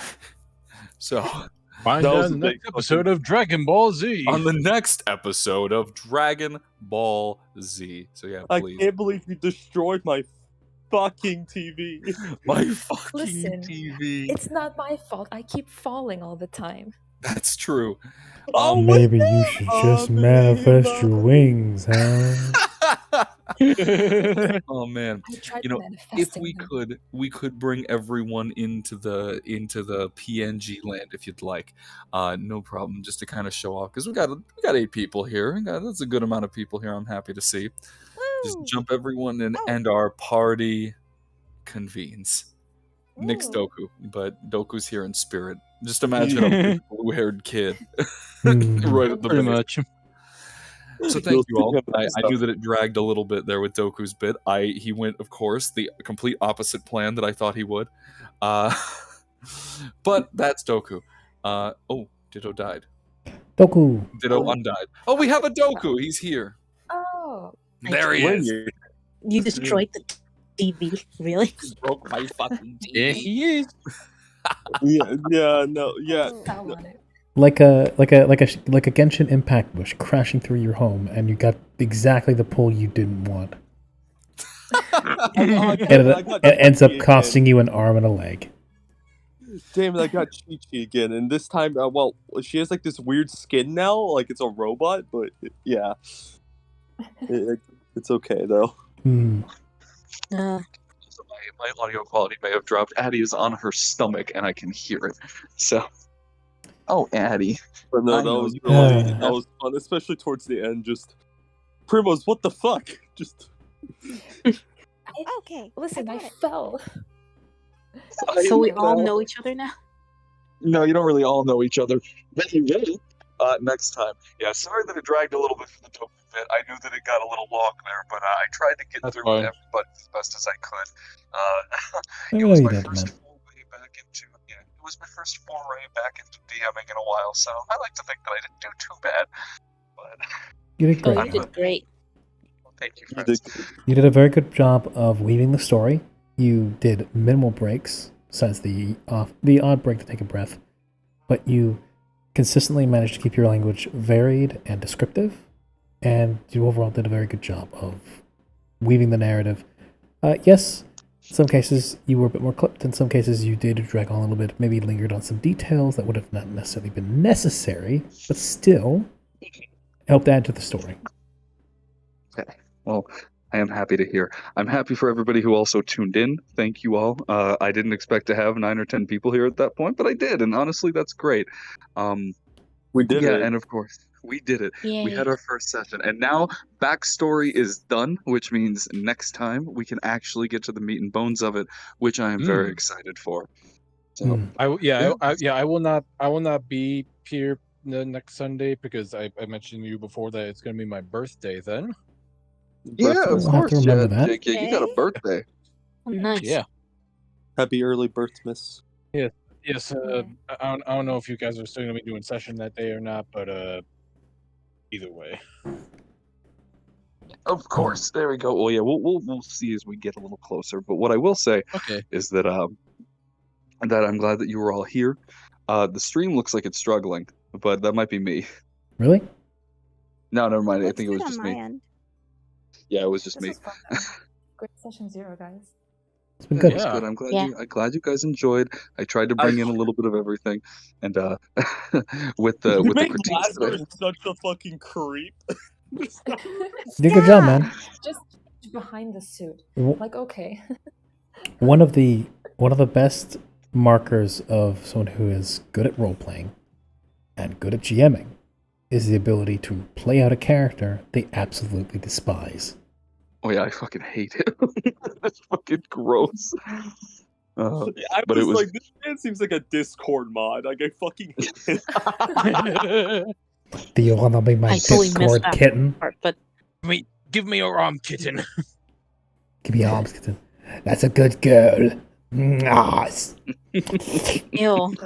I'm in my Sigma grind set. Oh, stop. Just detaches detaches the arm. Water. It detaches the arms off of her body and goes, I'll be using these for later. Put on this And I suit. can't wait till he's an antagonist. I can't wait till he's an Like, He's yeah, already an this is a- antagonist. I mean, like the sensible thing is, oh, massive explosion that caused a hole in the upper disc. Oh, he's dead. No, narratively, he's probably still alive. Narratively, he's going to become like the Red Skull of this campaign. It's Yeah. not- Red At, Skull. at least mid boss material. Yes. Yeah. What if he got into one of the other suits? My god. Perhaps. In which But case, you have Matt- this decrepit graying man in a suit that was not made for something like him. Yeah. Maybe not. No, but Matt, first you take away my parents, and now you take away my TV. Your TV. Your mom, like your dad got ripped to pieces, and your mom got Thanos snapped, dude. I'm so Yeah. sorry. My brother got Thanos snapped. Wow. But yeah, that's rough. Sorry, Peppy. You told me to kill them. I did not tell you exactly to kill them. I thought that was your idea. Oh yeah, it's totally my idea. Test experiment parents that went You awry? took care Absolutely. of them, all right? I took care of them. There were a lot of leftover Genesis creations that were what were supposed to be the night program, and therefore they had to be dealt with. Yeah. Yes, It's a shame. What, but out of curiosity, were any of those two parents or any of the others folks that I had saved? Funny enough, they were a little different, so not the ones that you saved. However, Also, later, Latte. we will Thank be you very much seeing- for swinging by. Yeah, absolutely. Thank you for tuning in. Bye-bye. thank you. Love Yeah. you, baby. Now get on out of here. fuck on No, on. those weren't. Those were creations, actually. How they were actually pre-homunculi. So they were a little different. Yeah, they were officially Oh, designated as AD1 and EV2, which was Adani and Evanal, yeah, Adam and Eve. You know. Yeah, of course. And I just remembered, of course, that the all those children, absolutely and totally died in that in the incident with Dr. Worf. Yeah, they didn't. They made it out of the city, but they got stopped by. They were apprehended by Ausar King, but and that's not gonna cause a knock-on effect at all. I know. Yeah, official story as to why Ausar is a hero of that war is that he not only apprehended Dr. Harmus Worf, but he was able to apprehend all of the materials of which he was taking. That is the official story. Totally not shady whatsoever. Yeah. So And anyway, there he is sitting on the balcony. a depressed Trying to mess. kill himself. Every time. That man could. But no, go Remy. No, I was gonna say. I wonder how much of a difference the drop actually makes, or whether or not all he gets is like a hairline fraction of shin. That's true. Fucking knights are Oh, yeah, knights I'm knights are bullshit. Knights are bullshit. That's true. They are bullshit. But they have their Thank God I'm limitations not as to why they're. bullshit. That's true. Yeah, you guys are different. Okay, you're traumatized. You're As to what traumatized. You're Ditto both is, we different. will never know. And my character But knows hey, exactly. at least, My character knows exactly what the minute details behind what becoming a knight is, and she will very Yes. happily share. It's just to sit you down. We get Okay, so I'm gonna tell you what happened to you. We'll get into that. we get people trauma. We get. yeah. I'm sorry. Go Yeah. ahead. I was gonna say, same way we're gonna get into Primrose taking off the suit at some point. We're gonna get into the nitty gritty of just exactly how fucked all y'all's origin stories is. hooray. Oh dear. I don't Now yeah, I'm we get- jacked we up get- with a mech lady and my nephew. And my Nephew? My nephew Rowan. Technical, We maybe Nephew Rowan. We got people fucked up by experiments. We got people who lost their parents. We got people who were experiments. We got my guy who's haunted by ghosts. And then there's me. But on the scale of 1 to sadness, who's the most sad here? I think called my it- parents died is sadder. Okay, that's fair. Maybe, Yeah. I don't know. Yeah, yeah. I don't know. Is it sadder Congratulations, than Rowan. I risked my life to save my friend and a bunch of kids and they died anyways? Damn. Also, may or may not have donated my own egg cells to the project in the hopes that it would create a generation of people that would help protect the city. And although some of those may have been mine, and they died in the incident. Oof. Well, the incident. The incident. The incident. The Yes, the incident. Worf incident. There were The so war many incident. kids. There's, Yeah. kids do not last long in Iris. Yeah, I was mentioning that. I was like, man, that's rough. So Pebby was What's the average offspring. life expectancy in Iris? 10 years. Oh. Well, no, see, in the actual city, you live to like 130 if you're a human, and then there's some racial adjustments. But if you're an undercity kid, that is significantly less because they're Yeah, easy that scientific one's actually pickings. 10 years old. That one's Yeah, actually- that one's like if you make it. be it through gang violence or be it I love through. how you give the lemon kids a fucking backstory. Yeah, I know. Lemon. Good improv, Wait, by the what's the way. backstory? Good improv, by the way. Oh yeah, Lynn. thank you. I appreciate that. Lynn, the Um, backstory that you witnessed as while you were playing Doku, those street kids, those were the lemon kids. So lemon back in the kids, day, mhm. so in the original run that I did of this, my party lived in a warehouse. When after one of their houses got destroyed, and it was inhabited by 3 children, and it was those kids, and I was like, this will fit good right here. Bloop, bloop. And so actually probably like, Well, now they're in Iris. yeah, now they're in Iris. They had a way to get to Iris. Hooray! Discontinuity.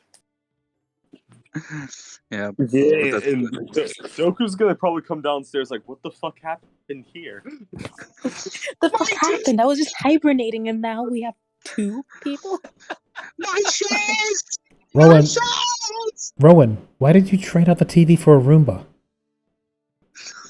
How dare you? How dare you?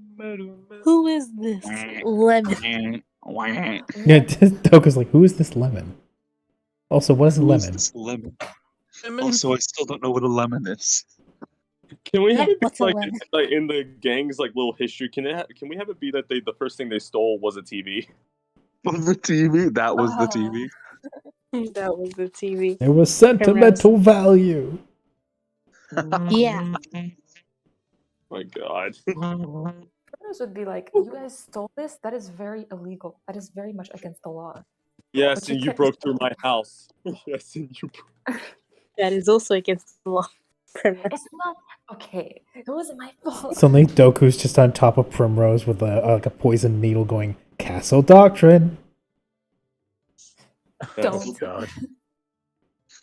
What do you say? I said Castle Castle. Doctrine. What's that?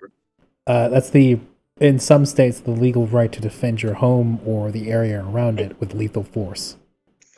Oh, well, yeah. Oh boy, here I go killing again. Hey, I'm just jumping from downstairs, weapons at the ready, like, oh, it's a Roomba. I'm going to We write need it. the part needs a Roomba though. We need the battle Roomba. The battle. Actually, by all means, at necessary. lower That's levels, I get access to a drone. In theory, we could just give you vacuum shoes. Put them on. Put them in. We just have her. We have her standing there. We put her on. Or put her shoes on at half strength, and we just push her by her back and. It's like instant, like +10 to intimidation. Everyone is scared of the vacuum shoes. menacing. Dogs? And cats, except when they jump on top of her. That's true. Oh, please no. You become I'm transportation. allergic to cats now, canon. Well, you know what kind of Oh. weapon, what kind of enemy to throw at her. That's true. Cats, I can do that. Displacer cats. Yeah. Oh, what? I didn't get that. Oh, if Okay, only, I if can't only, believe if you only called Dissy was here. I can't believe you called Doku Deku though. I was like, God damn it. Deku? No, it sounds like he's gonna cry a lot. Yeah, no. Doku's backstory is both so cute and so sad. The real question is, How could you forget about Mickey? I didn't forget about Mickey. He was undercooked. What was I supposed to do? You know God what left happens to unfinished. underdeveloped animals? God left him unfinished. It's okay. You're cooked, my god. Fucking Matt, what can I about still me? have that fire truck? And by the way, Sure, you can have the tiny little fire truck that your dad shrunk and you always kept it with you to remember what he did. yeah, can I have it on like a little keychain? Little fire truck on a little keychain. How small was that fire truck? Well, it He- was big, but his father shrunk it to like necklace size. What if Why? you, That's How? And cute. why? what if you Magic. make it grow in size and it becomes an actual like functioning fire truck? Maybe that's where it came from. Oh. You know what, Matt? Notice how Some- Matt is suspiciously silent. My expert GM experience tells me either he already had that in mind, or he's staying quiet to give us the illusion that he thought of that. What? He's writing it down Yeah. now. Matt, can I have a fire truck later? Wee A woo, fire wee truck, a woo. van. Make I it don't have my a bike grow anymore. ray. Like the opposite of a shrink ray. I- And grow the it's- fire truck. After all these years, the effect of it being small goes away, and it becomes a fully sized fire truck. Just expands inside your goes- pocket.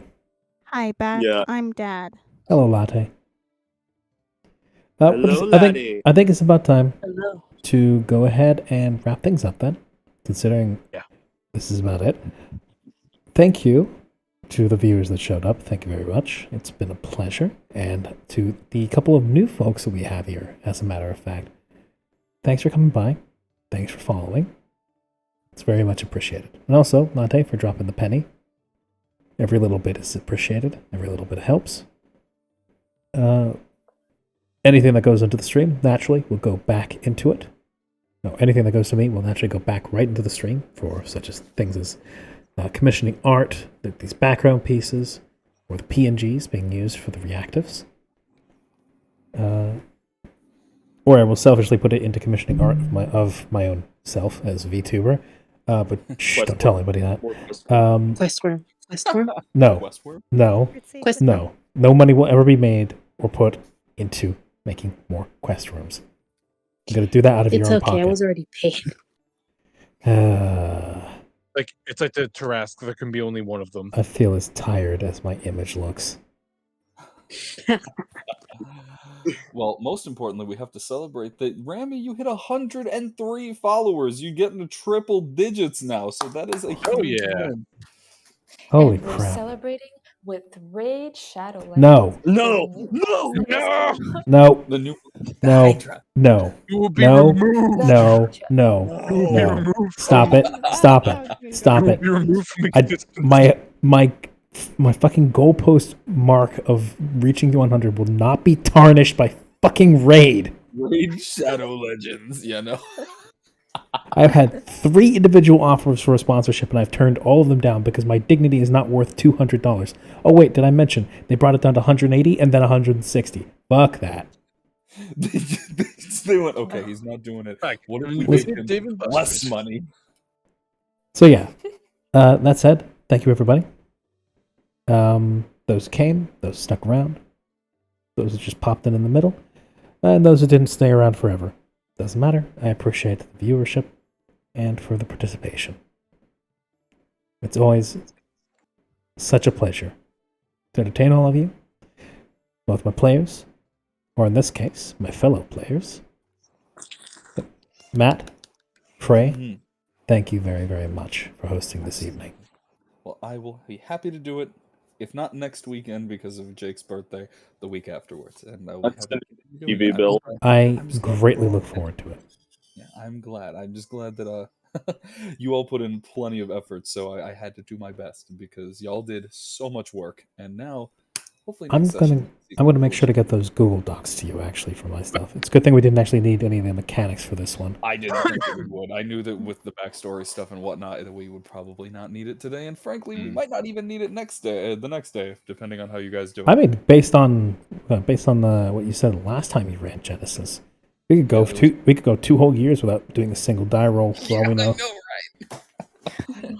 That's true. It just completely depends. So I'm We'll curious see. to see. Oh. So that said, that's where I'm gonna wrap the stream up.